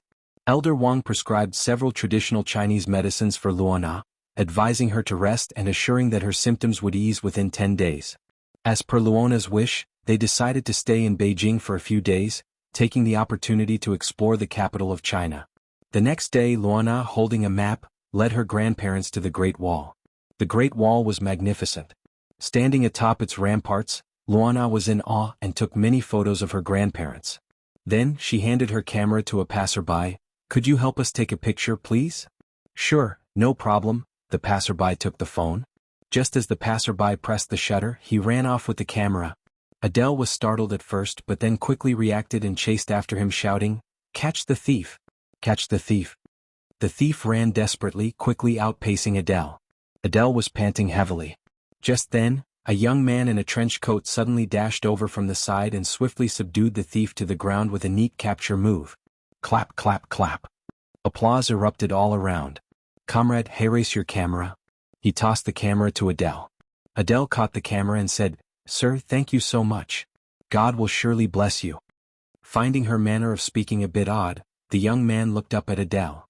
Adele continued, "My name is Adele Jansen from M Country.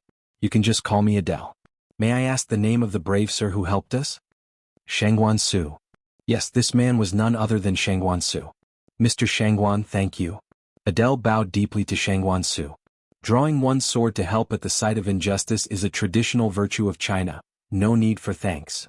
After saying this, Shangguan Su left with the thief in tow. Adele watched Shangguan Zu's retreating figure, her eyes filled with sparkling stars. So handsome. She had never seen someone so handsome before. Those weaklings in M Country couldn't compare to him at all. Since finding her relatives was urgent, Adele and her grandparents left Beijing by car more than a week later and headed to Kong City. During that week, Adele visited the Great Wall many times but never encountered Shangguan Su again. After staying in M Country for about 10 days, Anai Yang and Zhao Yu returned to China. Mo Qixin could not return to China for the time being. He had to wait until Mo Baichuan's wedding day. During those 10 days, Anai Yang took Zhao Yu to many tourist sites in M Country and even rode in Mo Qixin's private plane with him. Zhao Yu exclaimed, "I didn't realize my dad was so impressive." Because of the rumors heard in Beijing about Mo Qixin, Zhao Yu had thought Mo Qixin was just as unsavory as the rumors suggested. It turned out not to be the case at all. Her dad was the most awesome dad in the world. A dad who made the big shots in M Country pale in comparison. Anai Yang patted Zhao Yu's head and coughed lightly. "Am I not impressive as well?" Zhao Yu smiled. "Impressive? Both of you are very impressive. I want to be as formidable as you someday." Anai Yang gave a thumbs up. "Go for it. I believe you can do it. But kid, you really are a girl." Zhao Yu replied, "I don't care, I am a boy anyway." Anai Yang slightly raised her eyebrows but didn't say much more. Coincidentally, just as Adele and her grandparents settled in Kong City, they discovered a missing daughter poster on a telephone pole next to their inn. Moreover, the information on the missing daughter poster virtually matched Adele's situation. 16 years ago, unable to provide for their daughter, they had sent her to an orphanage. 3 years later, the daughter was adopted by a foreign couple. Seeing this, Jonathan excitedly said, "Adele, this must have been posted by your biological parents." Adele frowned slightly. "This is too coincidental. Plus, they clearly knew I was adopted by you. Why would they post this here? Shouldn't they have posted it in M Country instead?" Jonathan said, "The Chinese often say that a coincidence speaks to destiny. Maybe this is fate. As for why they posted the notice in Kong City, perhaps they thought we were settling here. No one else knows we came to Kong City. To prevent others from sabotaging, they had deliberately concealed the news of going abroad." "Is that so?" Adele was still somewhat in disbelief. "If you find any errors, ads pop up, ads redirect, broken links, non-standard content, etc. please let us know reports so we can fix it as soon as possible." Chapter 11:15 The appraisal result. They are biological sisters. How should I put it? Adele always felt that this was too coincidental. They had just arrived in Kong City, and this family in Kong City started looking for their daughter? Jonathan continued, "Isn't there an address on this? Let's go take a look." "Isn't this too rash?" said Adele. Jonathan said, "If we were just recognizing relatives like this, then indeed it would be too rash, but after we confirm the situation we still need to do a paternity test." "Don't worry Adele, with a paternity test we won't recognize the wrong person." Lorna nodded. "I think your grandfather is right. Now with a paternity test, we're not afraid of recognizing the wrong person." Hearing this, Adele also breathed a sigh of relief. The three went to the address listed on the notice looking for the daughter. As soon as these three left, 3 blonde-haired, blue-eyed people from M Country appeared behind them.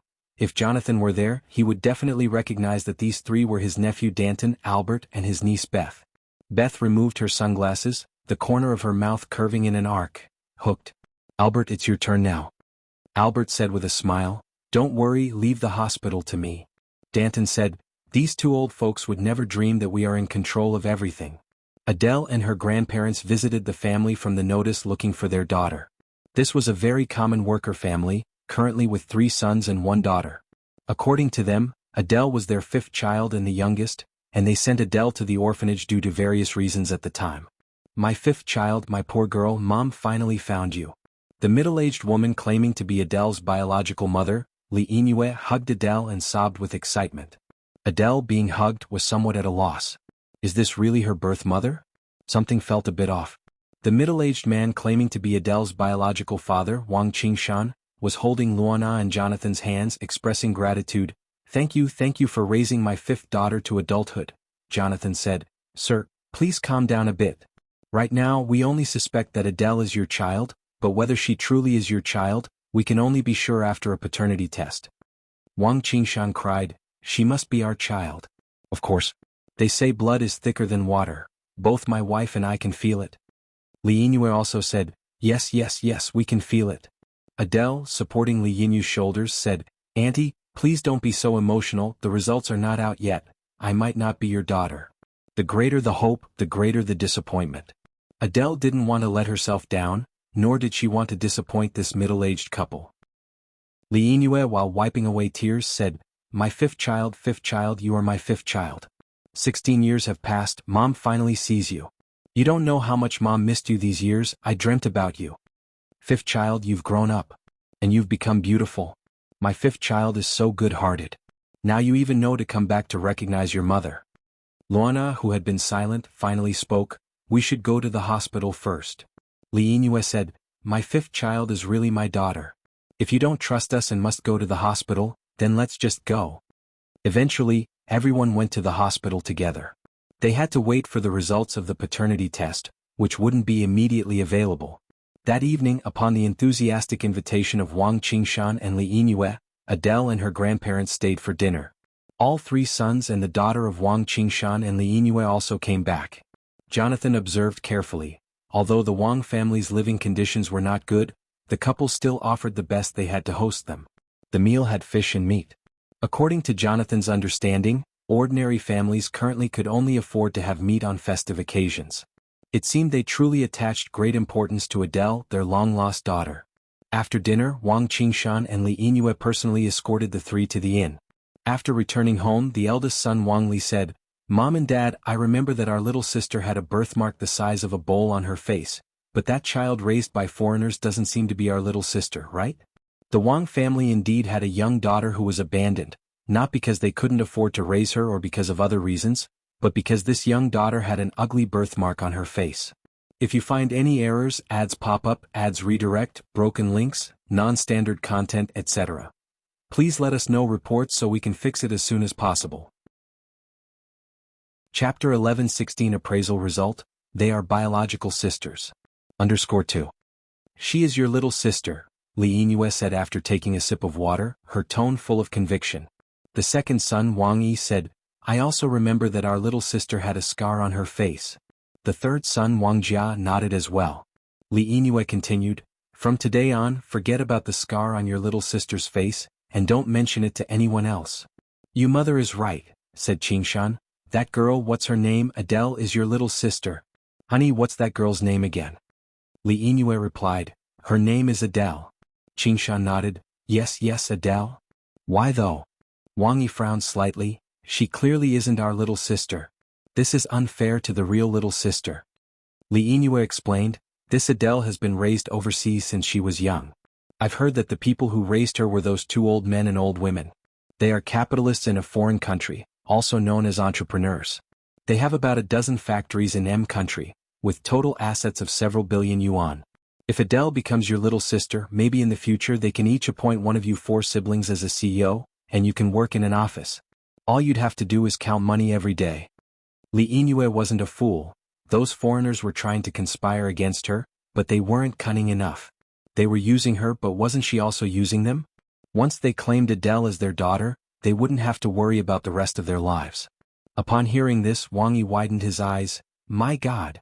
Adele's family is so wealthy? That's right. So, from now on, Adele is your sister and you are her real brothers and sister. If you have nothing else to do, visit Adele more often and cultivate the sibling relationship. Their family is so rich that even a bit of spare change from their pockets is enough for our family to spend. Wang Yi said excitedly, all right. All right. Mom, if you had told us earlier how wealthy they were, we would have treated Adele even better just now. The fourth daughter, Wang Rui, asked, Mom, how much is several billion yuan? Wang Rui wasn't well educated and didn't have a good concept of money. To her, several billion yuan was just a number. Li Yingyue thought for a moment, then said, several billion yuan can buy 100 airplanes flying in the sky. 100 airplanes? Wang Rui exclaimed, oh my gosh, Adele's family is that rich. Ordinary people can't even afford to fly on a plane, yet Adele's family can buy 100 airplanes. They must be extremely wealthy.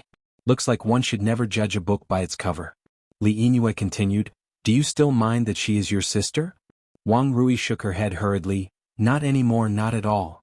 How could she complain when their family is so rich?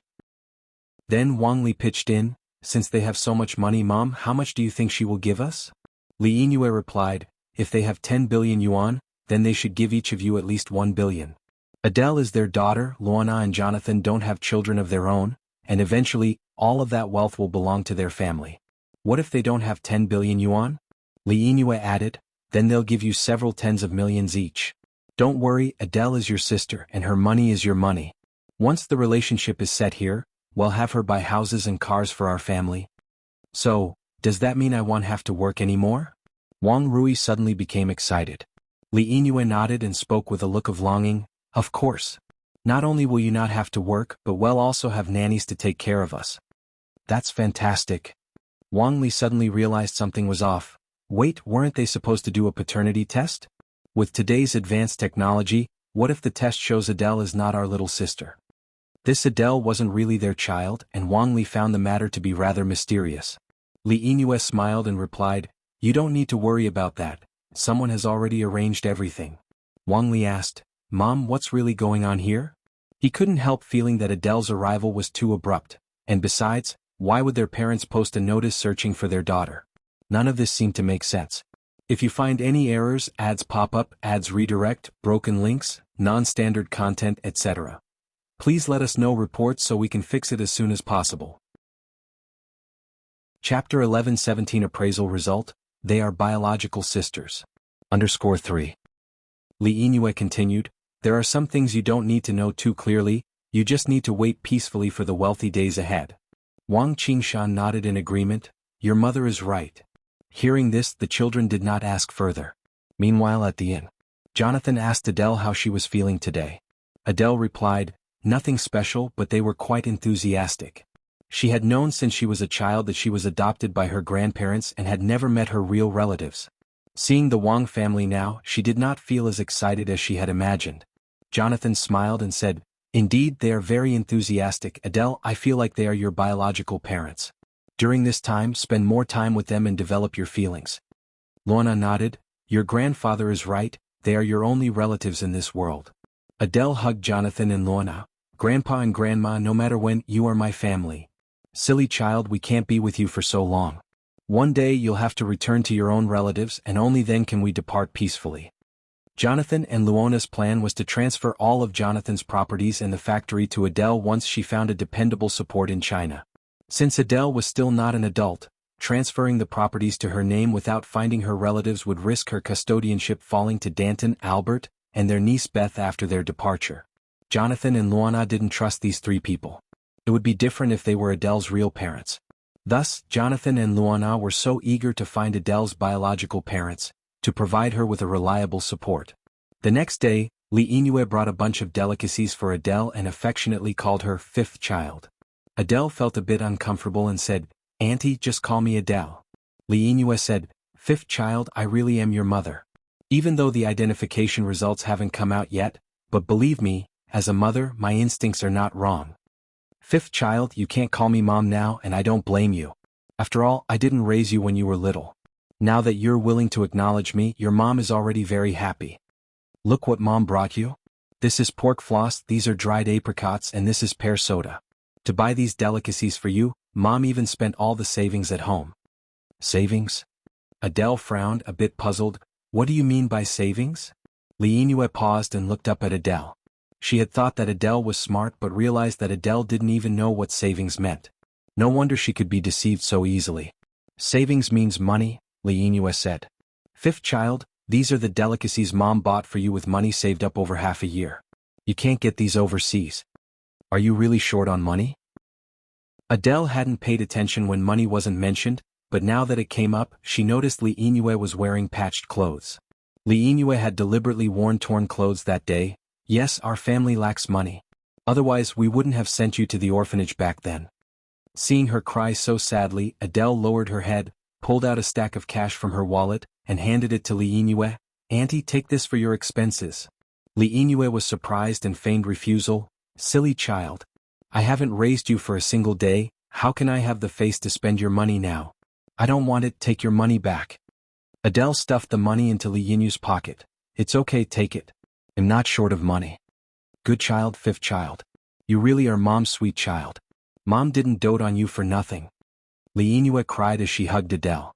The next day, Li Yingyue brought Wang Rui, the fourth daughter, to visit Adele. Wang Rui had no other skills, but when it came to flattery, almost no one could match her, and she had a very thick skin. Sister, your clothes look so nice. I've never worn such nice clothes from childhood till now. As she said this, she sighed. Seriously, I really envy you. You've lived so well abroad. When I was young, I was never full or warm, let alone such nice clothes. I've never even worn new clothes. If you find any errors, ads pop up, ads redirect, broken links, non-standard content, etc. Please let us know reports so we can fix it as soon as possible. Chapter 11-18 Appraisal Result, They are biological sisters. _4. Adele smiled. If you like it, you can have this dress. Really? Wang Rui was overjoyed. Adele nodded. Wang Rui immediately packed the dress into her bag. Then thank you, little sister. It seems that Li Yingyue was right, this Adele really is too naive, she deserves to be deceived by them. Having tasted a bit of sweetness, Wang Rui immediately picked up a pair of shoes and said, Little sister, these shoes are also nice, they're made of real leather, right?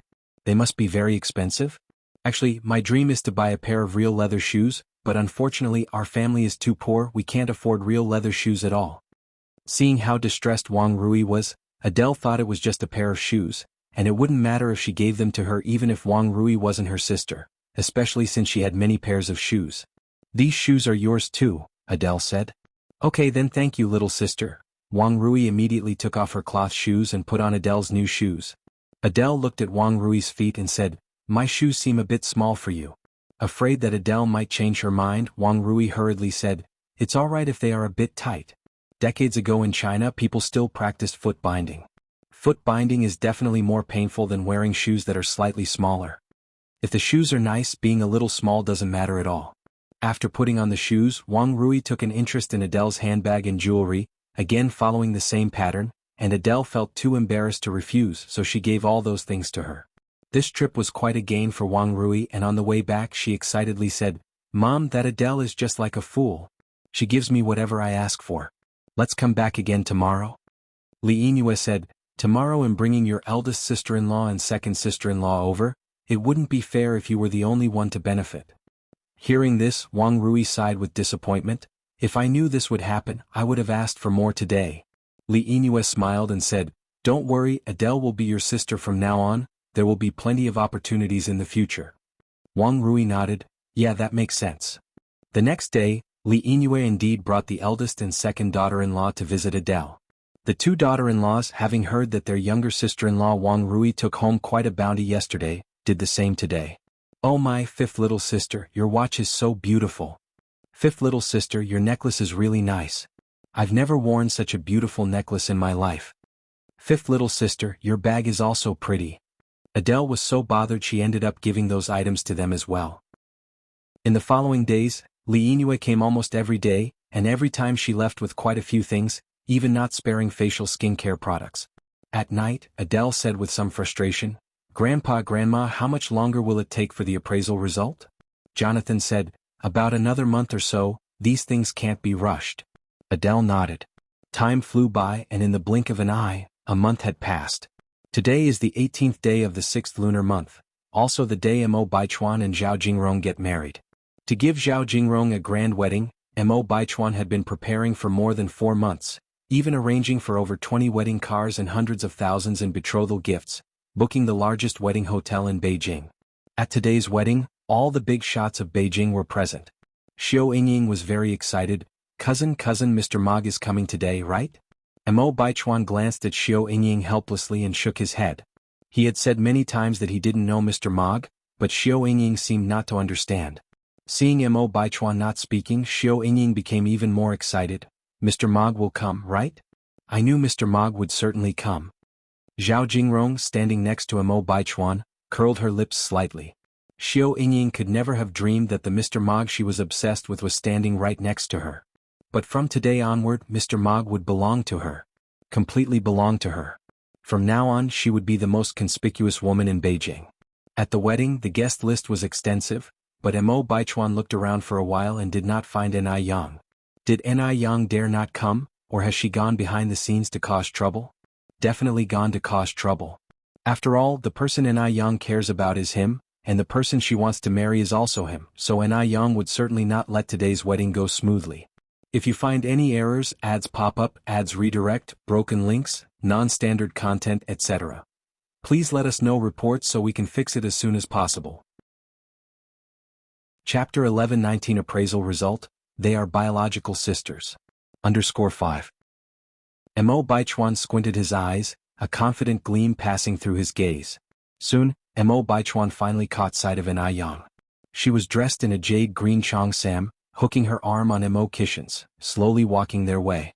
The glazed clasp at her chest quivered with her steps, resembling ripples on water, captivating and enchanting.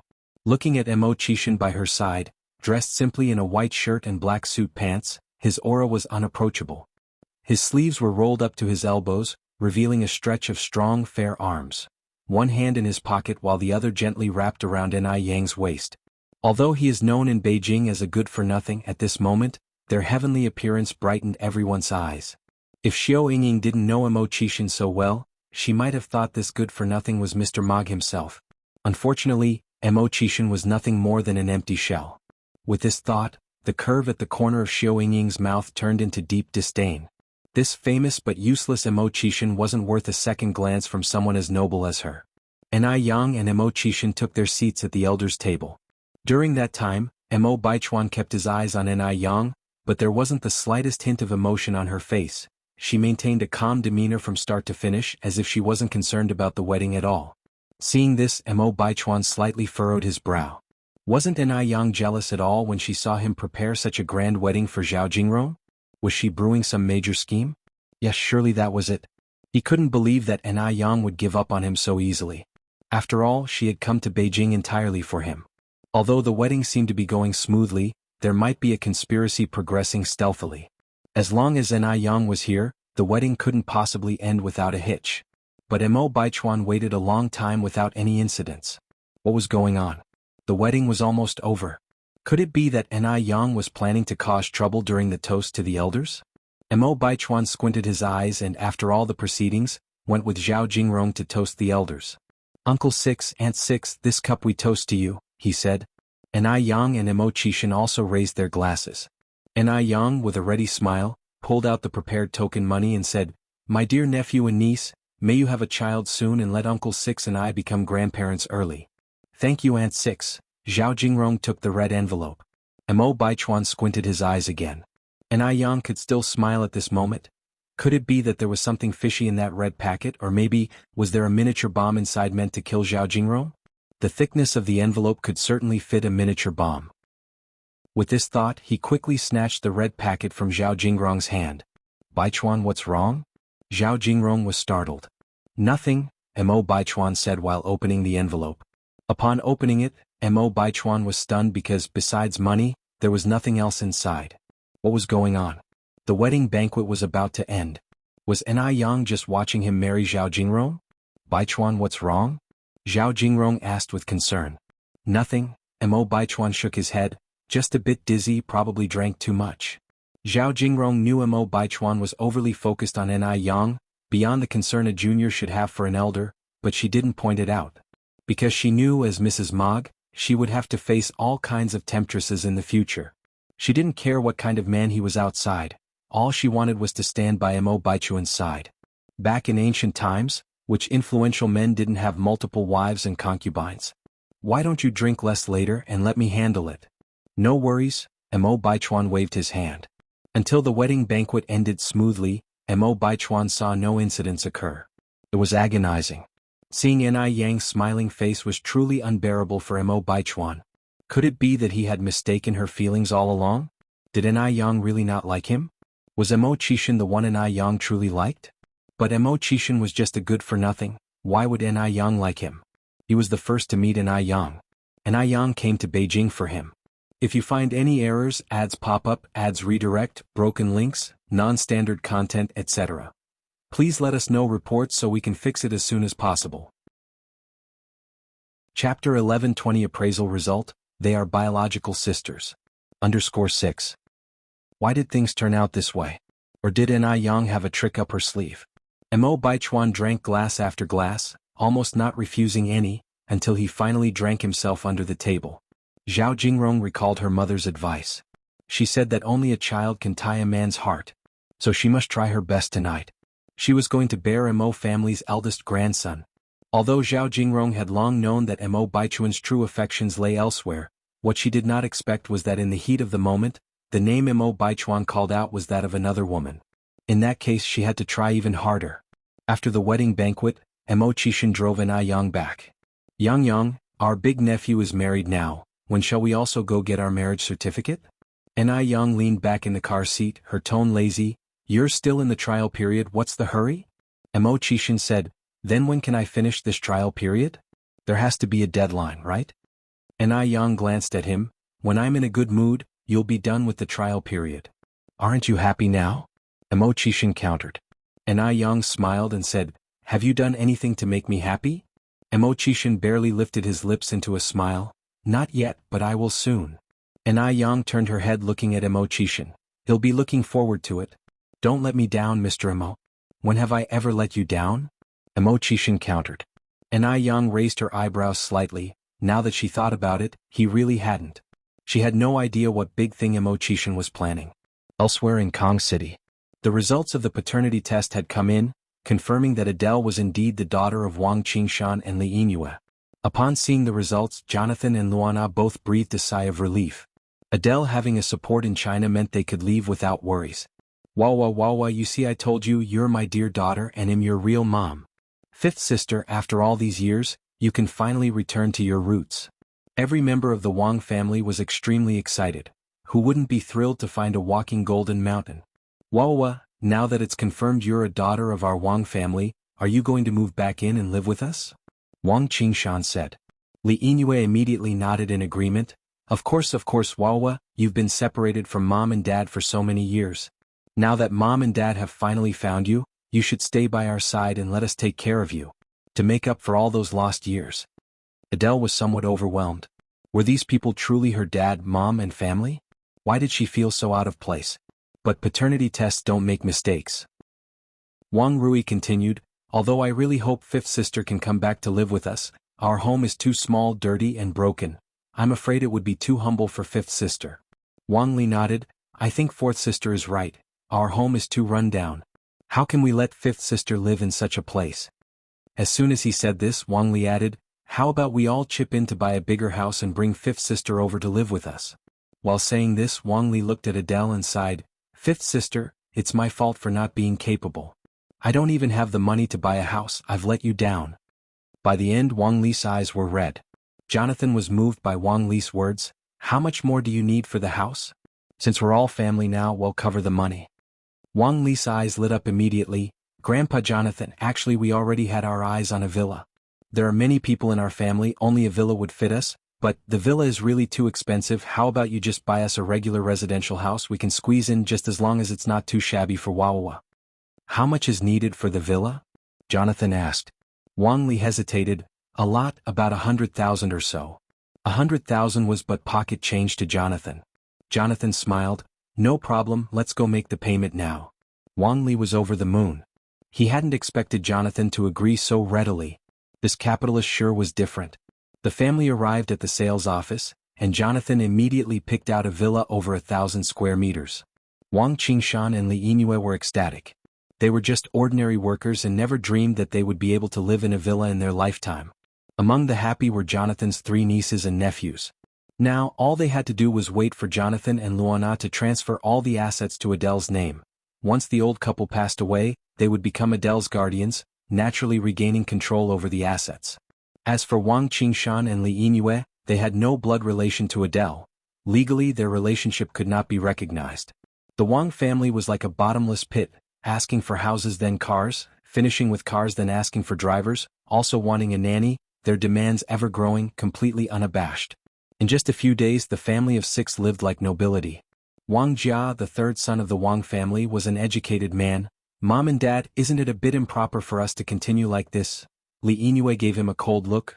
"Wawa is my own dear daughter, can't I enjoy the blessing of my own daughter? It's a daughter's duty to honor her parents." In Li Yingyue's eyes, all these treatments and things were rightfully hers. Adele is her dear daughter. Wang Jia frowned but said no more. Jonathan and Luana also felt the greed of the Wang family. But no matter how greedy they were at least better than their nieces and nephews. After all, they were Adele's biological parents and wouldn't do anything to hurt her. Greed wasn't a big problem as long as Adele had a support system in China. After the wedding, Mo Qishan stayed in China instead of going abroad.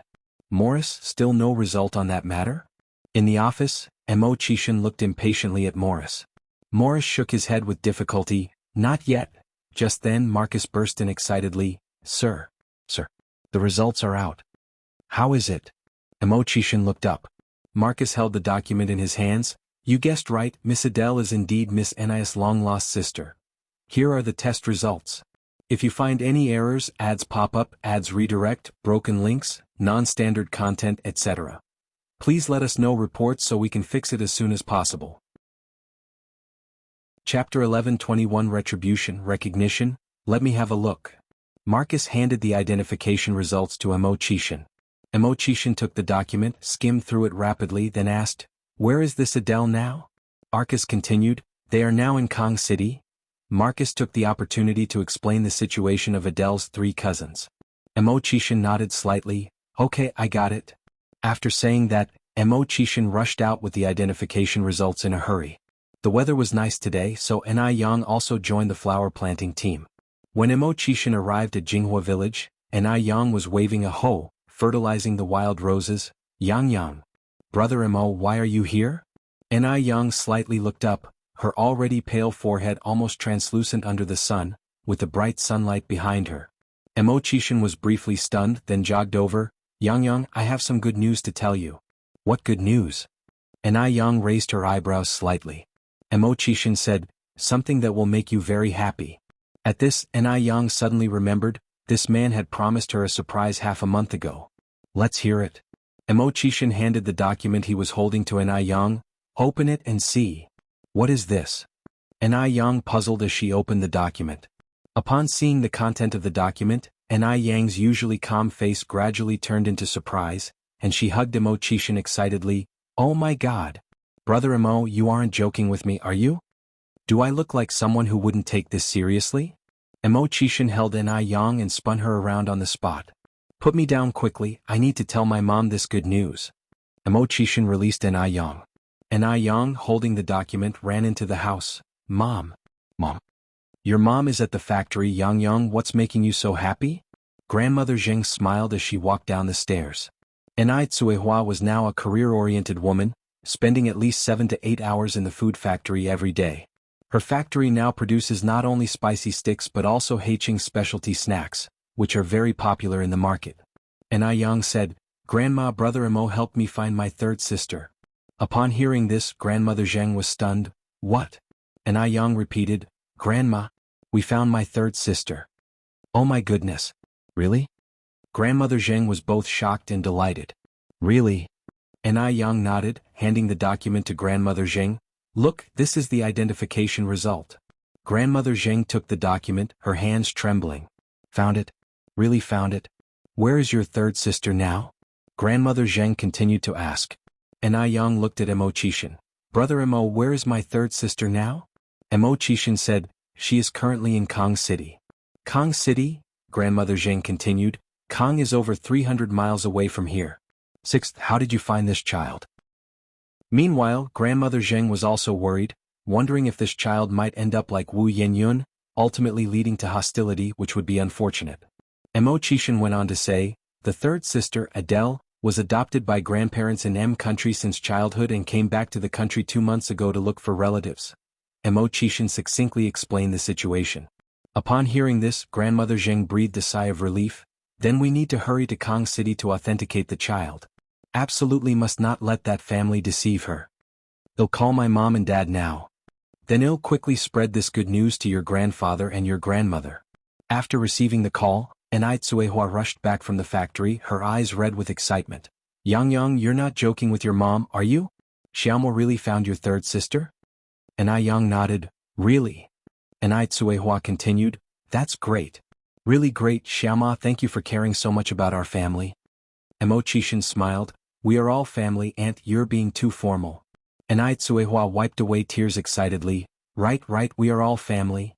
Anai Yang continued, Brother Mo said that third sister Adele in Kang City mistakenly recognized the wrong parents, we need to hurry over and bring her back. Grandfather Zheng and grandmother Zheng said, we are going too. Shengguan Dehui said, Dad, Mom, you are older, a long journey might be too taxing on your bodies. If you find any errors, ads pop up, ads redirect, broken links, non-standard content, etc. Please let us know reports so we can fix it as soon as possible. Chapter 11:22 Retribution, Recognizing Each Other _2. Anai Yang smiled and replied, my dad is right, Grandpa and Grandma, there's no need for you to go. Mo and I will just follow them over. Hearing this, old Master Zheng had to abandon the idea. Alright then, go early and return early. Your grandma and I will wait for you at home. Okay. Anai Yang nodded. Kang City is 300 kilometers from here, you can drive there, no need to take the train. Without delay, they quickly packed a bit and set off for Kang City. At this time there was no traffic jam, the road was clear, and they arrived at Adele's current residence, a villa, in about 3 hours. The door was opened by a nanny. Hello, may I ask who you're looking for? Does Adele live here? Anai Yang asked. You're looking for Miss Adele, she's not at home right now, the nanny replied. Are Mr. Jonathan and Mrs. Luana at home? Anai Yang continued. The nanny was just about to reply when a young man walked out from inside the villa. Who is it? The young master, they're looking for Mr. Jonathan and Mrs. Luana, the nanny turned around and respectfully said. This young master was the Wang family's eldest son, Wang Li. Wang Li looked at the people standing outside with disdain and said, this area is a high-class villa district. Mr. Jonathan and Mrs. Luana are not people that you poor folks can just expect to meet on a whim. You should look in the mirror and see what you even look like. Wang Li had been an ordinary worker before, and now that he was finally above others, of course, he wanted to display his authority. Meeting Jonathan and Luana wasn't going to be that easy. Who is it? Hearing the noise outside, Wang Rui also came out. Wang Li closed the door, just some poor folk, ignore them. Wang Rui continued, do you know where Grandma Luana went? What do you need her for? Wang Li asked. Wang Rui said, I'm out of money, asking her to give me some to spend. Then I'm out of money too, she's not at home right now, shall we both go ask her tonight? Wang Li suggested. Okay. Wang Rui nodded. This family had already started treating Jonathan and Luana as their personal ATMs, stretching out a hand for money whenever they were out of it. If Jonathan and Luana refused, they would throw tantrums, saying unpleasant things, becoming increasingly outrageous and unbridled. For the sake of their granddaughter's stable future, the two old folks had no choice but to swallow their pride and endure. Wang Li turned Anai Yang and the others away. Anai Yang couldn't be tough with him, after all, they were here asking for help. What should we do now? Anai Tsuehua said anxiously. They had finally made it to Kang City, but who would have thought they'd be met with a closed door? Shengguan Dehui comforted her. Dia, don't worry. Now that we're here, we'll definitely be able to see Yang Yang. Anai Yang looked at Mo Qishan. The person just now, could it be the one who's been posing as Yang Yang's family? Mo Qishan nodded. It looks very likely. According to the investigation, the family posing as Yang Yang's relatives has 3 sons and 1 daughter. The eldest, Wang Li, the second, Wang Yi, the third, Wang Jia, and the fourth, Wang Rui. If I'm not mistaken, that person should be the eldest, Wang Li. Anai Yang raised her eyebrows slightly. No wonder I felt he didn't look like a good person. Mo Qishan spoke in a detached tone. To be precise, none of the people in this family are good. At that moment, the pager in Mo Kishin's pocket beeped. Mo Kishin took out the pager and then said, "Let's wait here for a bit, Mr. Jonathan and Mrs. Luana will be back soon." "Really?" Anai Tsuehua asked eagerly. "Yes, Auntie, the message I just received should be correct," Mo Kishin affirmed with a slight nod. The message Mo Kishin received was accurate, and about 7 or 8 minutes later, a pair of elderly people with graying hair, walking with canes, approached. "Young, that's Mr. Jonathan and Mrs. Luana." Mo Kishin lowered his gaze to Anai Yang. Upon seeing Jonathan and Luana, Anai Yang was stunned for a moment, recognizing them immediately from their previous meeting in M country. No wonder during their last encounter in M country, Anai Yang felt that the old couple's gaze on her was somewhat unusual. The reason lay here. "Mr. Jonathan, Mrs. Luana, hello," Anai Yang greeted them with a smile. Jonathan and Luana, upon seeing Anai Yang, were also stunned. "Oh my goodness. It's you, the beautiful young lady." Luana went up to Anai Yang, gripping her hands in excitement. "I really didn't expect to see you here." Source: Web Novel. Com updated by Novlove. Com if you find any errors, ads pop up, ads redirect, broken links, non-standard content, etc. Please let us know reports so we can fix it as soon as possible. Chapter 1123 Retribution Recognizing Each Other _3. Anai Yang smiled and said, "Maybe this is fate. Well, let me introduce you. This is my boyfriend Mo Kishin, this is my father, and this is my mother." "Nice to meet you. Mrs. Luana, I'm finally seeing you," Anai Tsuehua said as she shook Luona's hand, her expression somewhat excited. Luona was a bit confused and also surprised. The last time she saw Anai Yang, she felt that Adele and Anai Yang looked somewhat alike. Now seeing Anai Tsuehua, she thought Anai Kuihua's eyes were exactly like Adele's. If it wasn't for the fact that Adele had already found her biological parents, she would have almost suspected that Anai Tsuehua and Adele were mother and daughter. Anai Yang continued, "Mr. Jonathan, Mrs. Luana, we have some things to discuss with you. Do you have time now? If you do, I know a really nice cafe nearby." Anai Yang had noticed the cafe on the way here. Luana looked at Jonathan, who nodded. A few of them set out for the cafe. The cafe had a great atmosphere, very suitable for discussing matters. Anai Yang didn't beat around the bush. After explaining the purpose of their visit, she directly took out the DNA test results. "This is the DNA test report, please take a look." Jonathan and Luana exchanged a glance, both seeing surprise and confusion in each other's eyes, before picking up the DNA report. After looking at the DNA report, Jonathan said incredulously, "How is this possible? What's going on? We've already done a DNA test and Adele is indeed the daughter of Li Yingyue and Wang Qingshan. How could there be such a DNA report now?" This was too strange. In these two families surely one was lying. But which one was it? Mo Qishan then took out another document.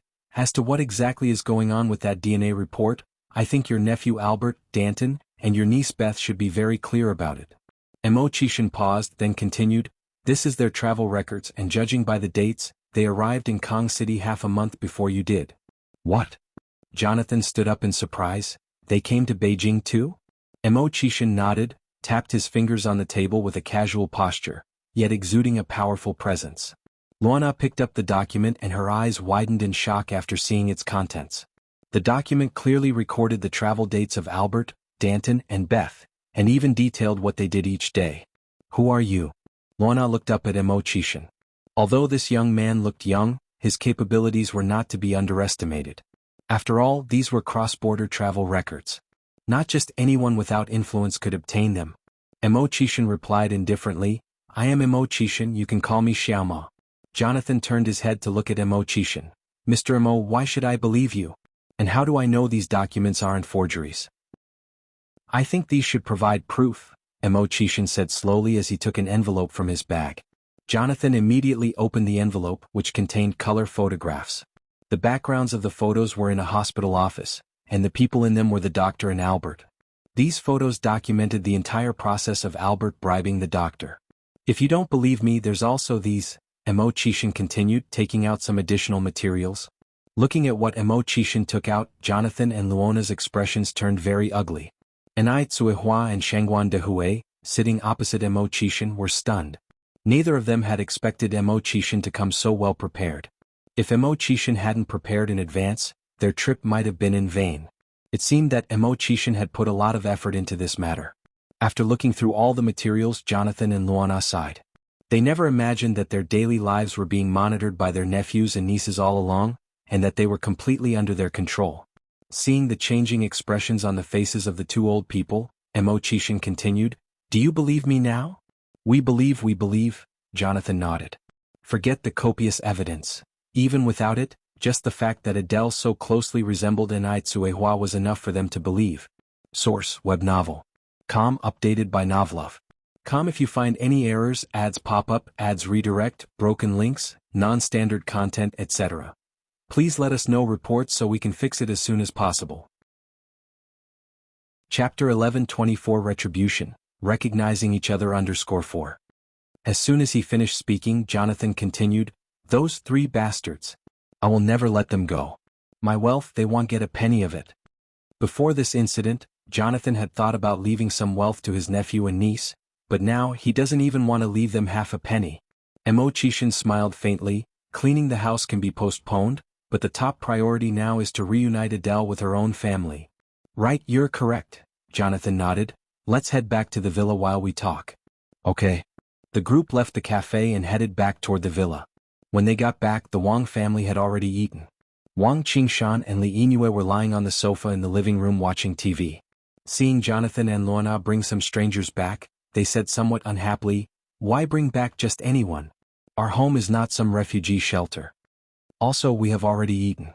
You can check the kitchen to see what's there and find something to eat by yourselves."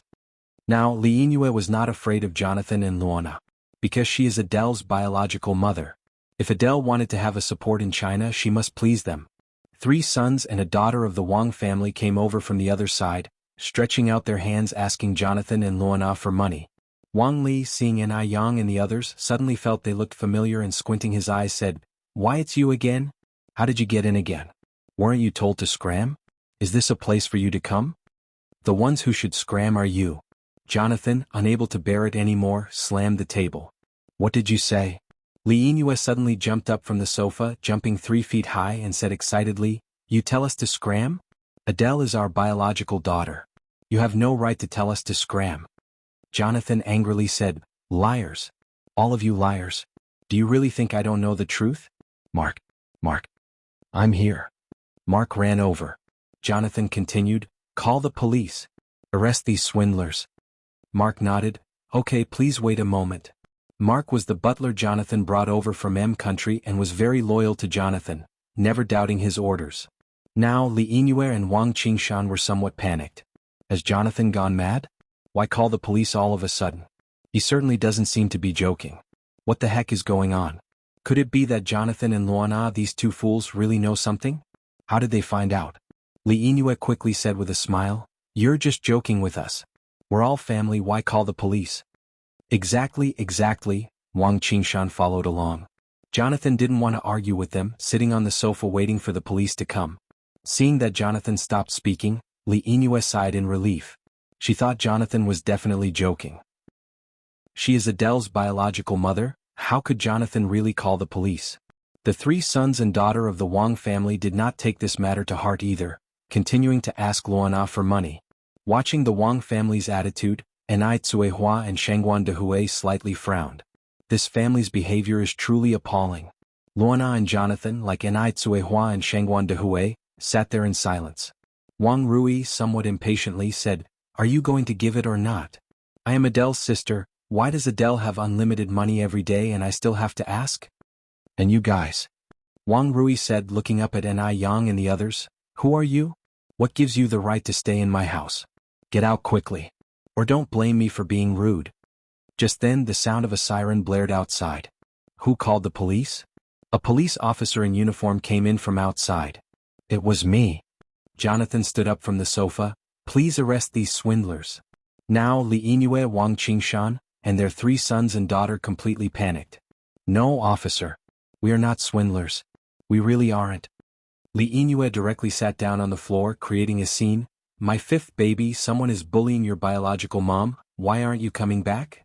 But creating a scene was ineffective against the police. After understanding the facts and seeing the evidence provided by Imo-chan, the family was taken to the police station.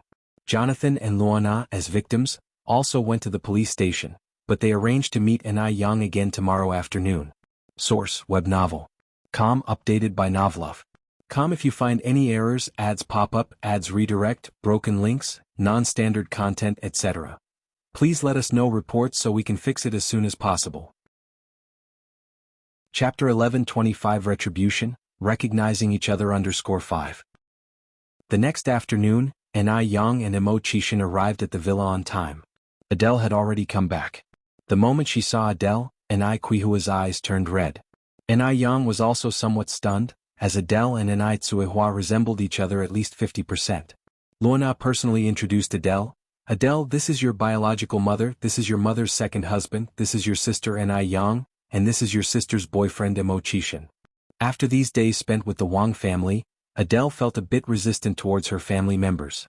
She feared that these family members would be as insatiable and greedy as the Wang family.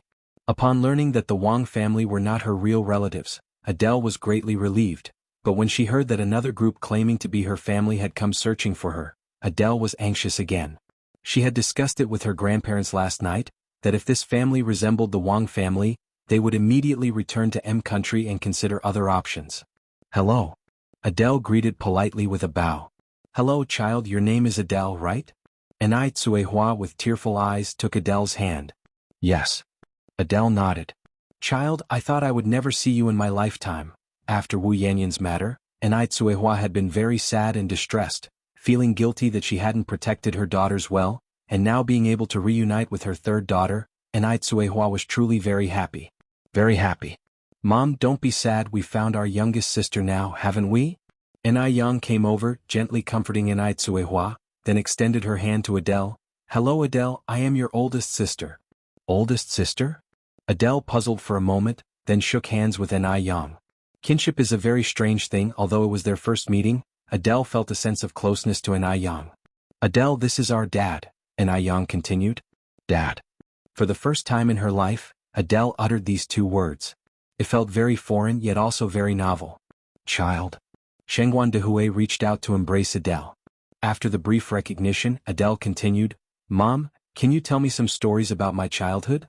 For example, why was I sent to the orphanage? Having been educated in the West from a young age, Adele digested matters relatively quickly and harbored no resentment against her biological parents, hence she adapted very quickly. Anai Tsuehua tearfully narrated their past. In fact, every time she talked about the past she was in immense pain. Those scars that had barely healed were now bleeding anew. Fortunately, she had found her third daughter. Listening to the tale, Adele, along with Jonathan and Luana, all furrowed their brows, their eyes slightly red. None of them could have imagined the kind of story hidden behind Anai Tsuehua. Adele, I'm sorry, it's Mom's fault for not protecting you well. I'm sorry. Anai Tsuehua knelt in front of Adele. Please get up, it's all in the past, there's no use blaming yourself now. Adele helped Anai Tsuehua to stand up. We must also thank you both. If it weren't for you raising Adele into adulthood, she wouldn't have her life today. Shengguan Dehue and Anai Tsuehua bowed to Jonathan and Luana. The next day Jonathan, Luana, and Adele followed them back to Beijing. Ever since Anai Tsuehua and the others had left, Zheng Leoi and Zheng Laotai had been eagerly awaiting their return, finally managing to look forward to welcoming them back. After receiving their call about coming back, the three elderly people, along with Zhao Yu and little Anai Yun, eagerly waited at the entrance of the village. Finally, at 12 o'clock sharp in the afternoon, they welcomed everyone back. Adele affectionately addressed them as Grandpa, Grandma, and Grandma. Seeing that Adele was indeed different from Wu Yinyun, Zheng Leoi and Zheng Laotai were very happy. Anai Yang then introduced Zhao Yu and little Anai Yun to Adele. This is our youngest sister Anai Yun, you can call her little Yun Yun. This is my goddaughter Zhao Yu, her nickname is Duo Duo, you can call her Duo Duo. Zhao Yu skillfully said, Hello, third aunt. Your great-nephew greets you. Adele, not understanding the concept of a goddaughter, exclaimed in surprise, Sister, your daughter is already this big? Source, web novel. Com updated by Novlove. Com if you find any errors, ads pop up, ads redirect, broken links, non-standard content, etc. Please let us know reports so we can fix it as soon as possible. Chapter 1126 Retribution, Recognizing Each Other _6. Anai Yang nodded in all seriousness. Oh my gosh. Adele covered her mouth tightly, this is just too incredible. Little Ai Yun looked up at Adele. Are you my third sister? Oh my gosh. Little Yun, you are really so cute. Adele bent down and picked up Little Ai Yun. Little Ai Yun was another sweet talker, and she also knew a little bit of simple English. She made Adele very happy in no time at all. So far, Adele was fairly satisfied with her family, just wondering if anything would change in the future. After all, the Wang family had been very nice to her at first too. Entering the Ni family's small courtyard, Adele couldn't help but exclaim in surprise. Because the courtyard was really so beautiful. She had never seen such retro architecture before, and those 2 rose walls in full bloom were also very pretty. Jonathan and Luana were also full of amazement. Once inside the house, old Mrs. Shangguan brought out the food that had been prepared in advance to welcome them. Everyone had been riding in the car since morning, hardly eating anything in between, so now that there was delicious food, everyone ate with great gusto. Oh my gosh. This steak is so delicious. And this soup is really good too. Back in Kong City, they had never had such tasty Chinese food. After the meal, Ai Tsuehua handed Luana a passbook. Adele, this is the money Mom has saved for you over the years, you keep it well. Holding the passbook, Adele was stunned. Before, the Wang family people were always racking their brains to ask her for money, but she didn't expect Ai Tsuehua to actually give her money. It seemed Ai Tsuehua was different from that family. Adele lowered her head to look. There was quite a bit of money in the passbook, a 7-figure amount. Mom, I have money, I can't take this. Adele handed the passbook back to Ai Tsuehua.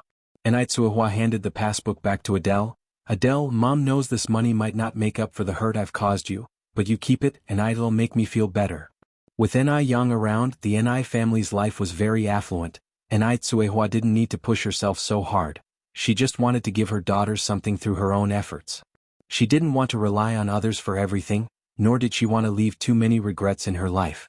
Adele knew that if she refused again, Ai Tsuehua would be hurt, so she could only temporarily accept the passbook. Seeing Adele accept it, Ai Tsuehua also breathed a sigh of relief.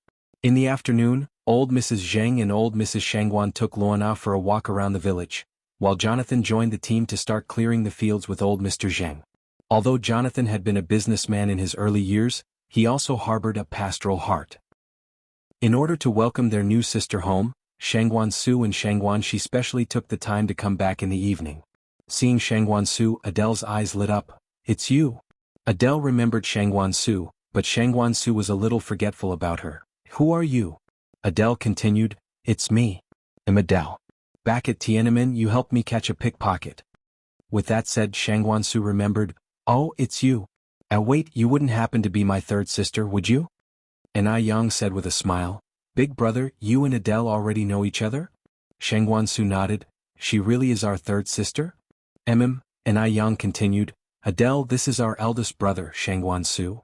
Adele probably knew a bit about Shangguan Zu's situation and that he was a child brought over by Shangguan Dehui, with no blood relation to herself. Big brother, hello. Adele was very happy to see Shangguan Su again. Adele, this is Sister Xiaoxi. Ai Yang continued the introduction. Sister Xiaoxi. Shangguan Shi didn't expect this new little sister to be so enthusiastic and said with a smile, Hello, little third sister. Call me Adele, Sister Xiaoxi, Adele added. I find it more intimate that way. In the evening, Ai Yang personally cooked, and together with Mo Qishan, the whole family had a lively reunion dinner. After the meal, Ai Yang walked Mo Qishan back. Yang, does this mean I can finish the probation period now? Mo Qishan asked. Ai Yang chuckled and nodded, the dimples at the corners of her mouth showing. I hereby announce that Mr. Mo Qishan has officially completed the probation period and is directly made permanent. That's great. Mo Qishan, thrilled, picked up Ai Yang and spun her around several times. Wife, I really love you so much. The bright moonlight cast a mysterious veil over the two. After a moment, Mo Qishan let go of Ai Yang. Wife, when can we get our marriage certificate? Ai Yang pondered. We'll still have to wait a bit for that. Sister Xiaoxi is about to get married, how long do you want me to wait? Shangguan Shi and Wu Qinjun were already officially together, and the parents from both sides had met. All that was left was a wedding.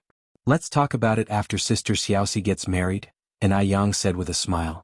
Mo Qishan added, I heard from Mom today that they're going to set a date for the wedding soon. Really? Ai Yang raised her eyebrows slightly. What do you think? Mo Qishan also raised his eyebrows. After sending Mo Qishan back, Yang specially went to ask Tsuehua about it. Tsuehua nodded. Yes, Xiaoxi is not young anymore and we know Qinjun well, so your dad and grandma think it's better to settle this matter soon. Now that Adele had been found too, it was truly a double blessing, and Tsuehua was genuinely very happy. In less than 2 days, the news of Yang finding her biological sister had spread throughout the whole village. Wu Yinyun, who had been depressed at home, also heard about it. But she didn't believe it was true. She couldn't believe that a child who had been abandoned would forgive the perpetrator. Unless that child was someone greedy for wealth and benefits. Wu Yinyun was getting restless and wanted to see for herself, so she went out into the streets. She happened to encounter Yang and Mo Qishan, and Shangguan Su with Adele having fun on the street. The short-haired girl should be Yang's little third sister. She was very pretty and warmly addressed Yang and Mo Qishan as sister and brother-in-law. Gradually Wu Yanyun's vision blurred. Why was everyone else so happy while she was in so much pain? Wu Yinyun clenched the tree trunk tightly, her knuckles turning slightly white from the force. Source: web novel. Com updated by Novlov. Com if you find any errors, ads pop up, ads redirect, broken links, non-standard content, etc. Please let us know reports so we can fix it as soon as possible. Chapter 1127 May you gather much, this thing makes one miss it the most. Adele is very beautiful, her eyes as if they could speak. There was a time when she also had a pair of equally beautiful eyes. Now what? She didn't know when it started, but she had turned into this neither human nor ghost figure. Her great youth and bright future were all ruined by Yang and the Ni family.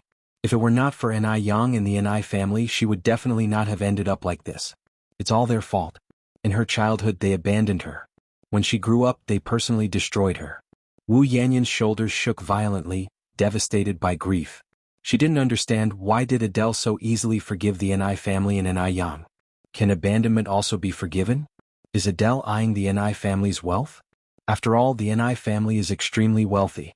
Wasn't it Yang, after all, who coveted the Ni family's wealth and thus concealed her true identity for so long? If Adele isn't after the Ni family's wealth, then she must have been deceived by Yang. No, she can't let Adele be deceived by them. Why should she be the only one suffering so much? No way, she must expose the true nature of the Ni family in front of Adele. Wu Yinyun narrowed her eyes. Although Adele had passed through Beijing when she went to Kong City last time, she was in a hurry and only visited Tiananmen and the Great Wall. This time, Yang and Mo Qishan took her to Wangfujing and Nanluoguxiang. Nanluoguxiang is the oldest street in Beijing, where you can see many ancient buildings that are magnificent and awe-inspiring. Standing at the entrance of an alley in Nanluoguxiang, Yang set the camera to automatic mode. How about the four of us take a photo together? Yes. Adele nodded eagerly. During the photo, Adele naturally stood next to Shangguan Su and hooked his arm, a radiant smile blooming on her lips. Westerners are generally more open and Shangguan Su didn't think too much of it. However, Yang noticed Adele's little scheme. Every young girl experiences the blossoming of first love. Shangguan Su was handsome and had previously played the hero to save the beauty, so it was normal for Adele to fancy Shangguan Su. Let's split up for now, Mo and I will go this way. Brother, you take Adele that way and we'll meet up for dinner at Gustianxiang, how about that? Yang suggested. Hearing this, Adele was ecstatic. She almost shouted, long live sister. Yes.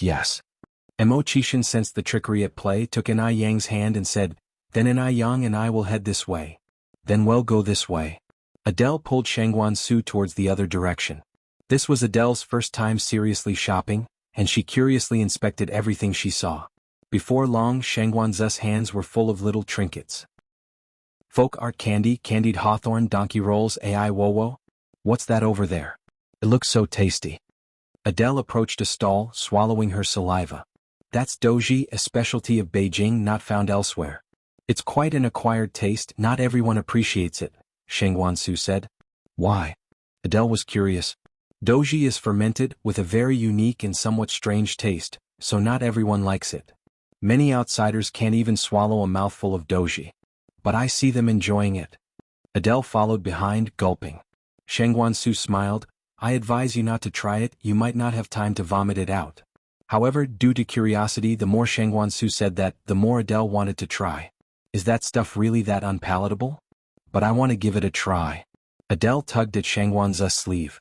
Shangguan Su smiled. then let's give it a try. The two sat down at the stall, ordered 2 portions of doji and some snacks. Due to many customers, the service was a bit slow. Under Adele's eager anticipation, the 2 portions of doji were finally brought to the table. The doji was dark green in color and smelled sour and stinky, causing Adele to reflexively cover her nose. This smell is really unique. Shang Guansu smiled faintly. See, I told you, doji is not for everyone. Maybe it's like stinky tofu, smells bad but tastes good. She enjoyed stinky tofu immensely, so why fear a small bowl of doji? She couldn't let Shang Guansu underestimate her. Source: web novel. Com, updated by Novlove. Com. If you find any errors, ads pop up, ads redirect, broken links, non-standard content, etc., please let us know. Reports so we can fix it as soon as possible. Chapter 11:28. May you gather much. This object most evokes longing under. Adele took a big gulp of the soybean juice. This taste. It's indescribably unique. How should I describe it? It feels like drinking a bowl of sour, spoiled dishwater. Shang Guansu kicked the trash bin over to Adele's side. If you're not used to it, just spit it out. No need to force yourself. Spit it out? She wouldn't do that. If Shang Guansu can drink it, why can't she? Adele swallowed the soybean juice in her mouth and gave a thumbs up. Delicious. Really? For real? Shang Guansu was somewhat incredulous. You can get used to this taste? Yes. It's really good. Adele picked up the remaining soybean juice and finished it in one go. As she drank, her taste buds became numb. She drank too quickly and couldn't help coughing. Take it easy, don't choke. Shang Guansu stood up and gently patted her back. All done. Adele put the empty bowl on the table. Do you want another bowl? Shang Guansu asked. Adele quickly waved her hands. No, just one bowl is filling enough for me. Shang Guansu said with some surprise. I didn't expect you to get used to the taste of soybean juice. Many of my colleagues from other places can't stand it. Adele said with a smile. I'm not picky. I'm easy to please. After finishing the soybean juice, the 2 of them went to other places to have fun. At noon, the 4 of them assembled at the entrance of National Beauty. It was Adele's first time at National Beauty, and as soon as she entered, she was amazed. Oh my God! Is this a place to eat? It's so beautiful. What kind of clothes are they wearing? Anai Yang explained, these are Hanfu, the traditional attire of the Han nationality. I want to wear it too.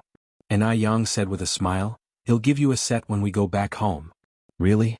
Adele looked at Anai Yang with surprise. Really? Anai Yang nodded. You're the best, sister. Adele excitedly hugged Anai Yang's arm. The 4 of them went up to the 3rd floor of National Beauty, and Adele was once again full of emotion at the stunning view of the 3rd floor. Actually, before returning to China, her impression of the country could be summed up in 3 words. Dirty, chaotic, broken. After returning to China, she realized what the substance of a country was.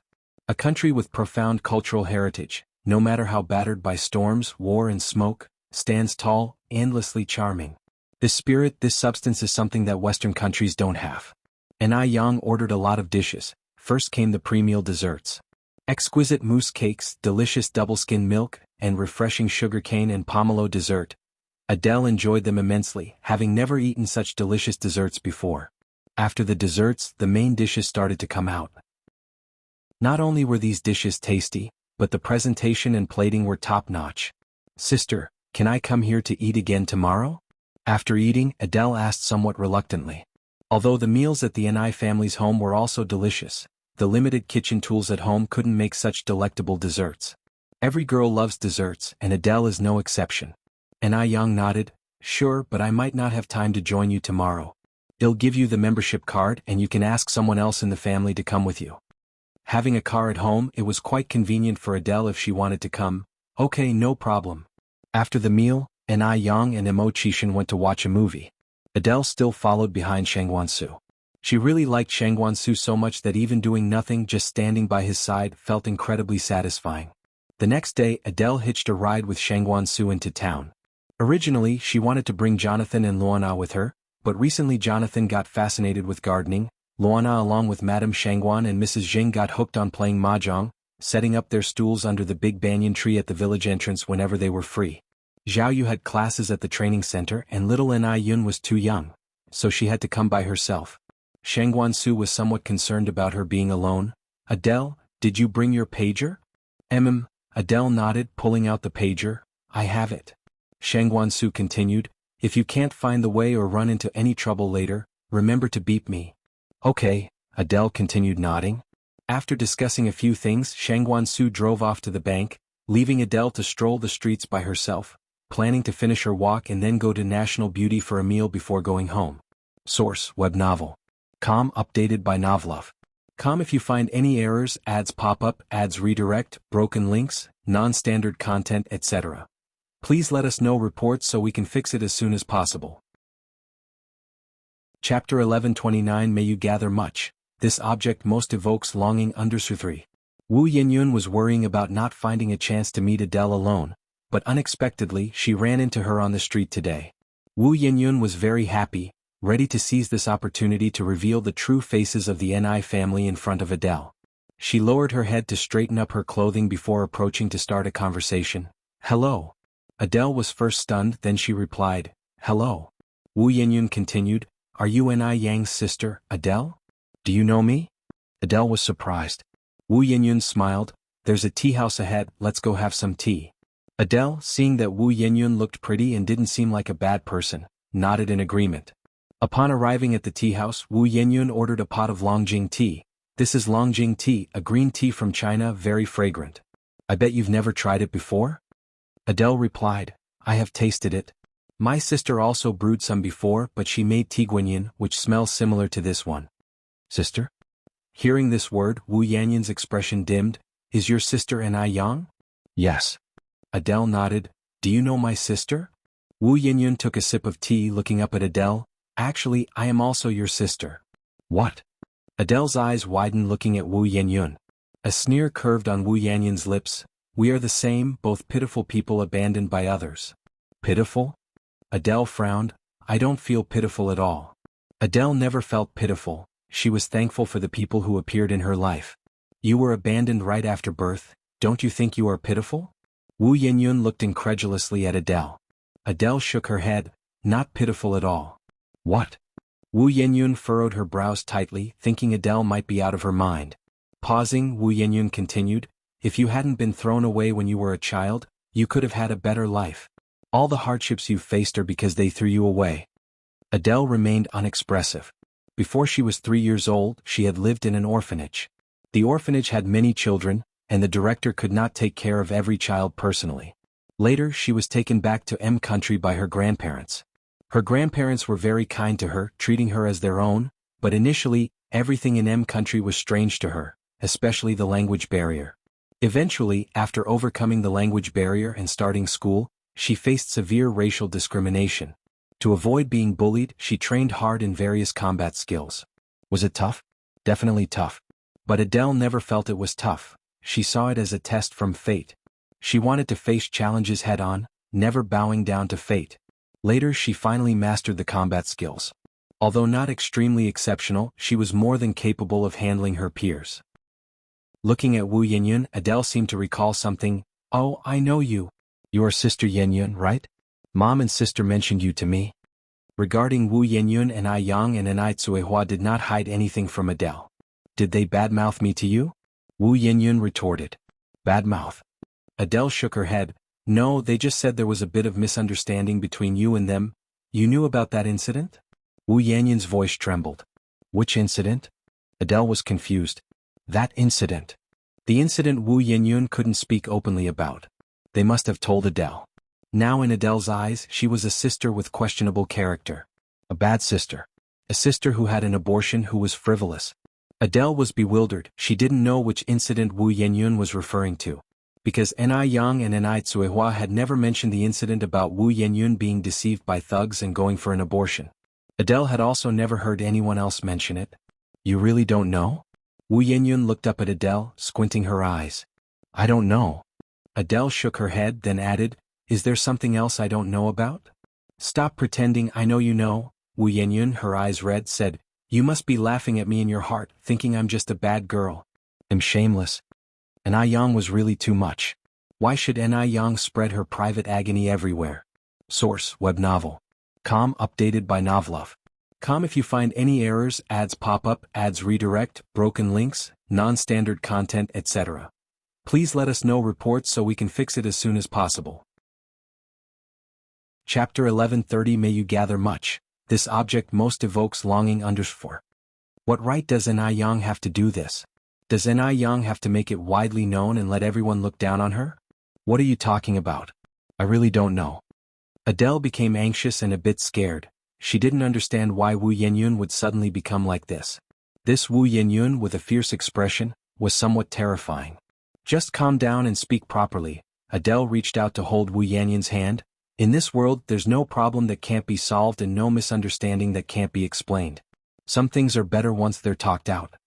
Having said that, Adele continued, Sister Yenyun, I know you have hatred in your heart, but hatred is like a snowball. The more it rolls, the bigger it gets. When you hold a grudge against someone, your mind short-circuits, often trapping yourself in a loop. You become imbalanced and narrow-minded. As the snowball of hatred grows bigger, your life and your future become worse. Perhaps because of different childhood educations, Adele's thinking was more open. She would consider issues from a macroscopic perspective. When your perspective broadens, the points of contradiction and value of hatred all become smaller. Conversely, the closer you are to something, the more problems you see and your mood also changes accordingly. So, your vision decides the pattern of your life. The larger your heart, the bigger the world you see. Those with petty minds will never achieve greatness. Do you know what kind of person Yang is? And you say this to me? Wu Yenyun retorted. Adele said, I think sister is a very good person. She is kind and beautiful. Kind, beautiful? The past Wu Yenyun also thought Yang was such a person. But now, when she hears these adjectives, all she feels is disgust. Because kindness and beauty have nothing to do with Yang. You're wrong, utterly wrong. Wu Yenyun tried to calm herself down, adding, Yang is a hypocrite, her kindness, her beauty, all a facade. She's venomous at heart, for the sake of benefit, she'd even scheme against her own sister. She doesn't deserve to be called a sister. What? Hearing this, Adele stood up with some dissatisfaction. How can you say that about sister? She's not the kind of person you describe. Although Yang and Tsuhua hadn't detailed Wu Yenyun's matters, these days Adele had gone to ask Shangguanxi, Shangguansu and others about it. After all, Wu Yenyun was her sister too and she was very curious about her. The things she found out told her that Yang had already been good enough to Wu Yenyun. The Wu family's construction company was funded by Yang, and even though Wu Yenyun and Yang had fallen out, Yang still hadn't withdrawn her support for the construction company. It could be said that without Yang, there wouldn't be the Wu family of today. She is. You don't understand her at all. Wu Yenyun cried out loud. Adele took a tissue from her pocket and handed it to Wu Yenyun. Sister Yenyun, wipe your tears first. Wu Yenyun didn't take it but said, if you acknowledge Yang as your sister, then you have no right to call me sister. I don't need a sister like you. You're too extreme. Wu Yenyun continued, it's you who are too materialistic. All you care about is the Ni family's wealth. Yes, the Ni family is rich, but that doesn't mean you can forsake your dignity just for some extraneous possessions. By doing this, you only make me look down on you. What are you talking about? Adele suddenly found herself not understanding Wu Yenyun's words. Don't you understand what I'm saying? Adele shook her head. Wu Yenyun went on, I'm saying you despise the poor and love the rich, being vain and superficial. You have your own two hands, why don't you work hard yourself? Everything you want, you will have in the future, why do you suck up to a bunch of disgusting people? If you keep going like this, you'll end up just like them. Adele then said, oh, I get it now. You think I'm reuniting with my parents and sister for the money, right? Isn't it? Said Wu Yenyun. If it wasn't for money, Adele wouldn't be defending Yang and the Ni family at all costs. After all, the real victim here is her. Why should everyone side with Yang? Source, web novel. Com updated by Novlove. Com if you find any errors, ads pop up, ads redirect, broken links, non-standard content, etc. Please let us know reports so we can fix it as soon as possible. You're tuning in to the Han Li's Wuxia Adventures YouTube channel. We're so grateful for your support and don't forget to subscribe to join us on this incredible journey through captivating stories. Your generosity through donations truly makes a world of difference, as it's the primary source of revenue that allows me to expand and enhance this channel for you. Thank you from the bottom of my heart for being a part of this adventure.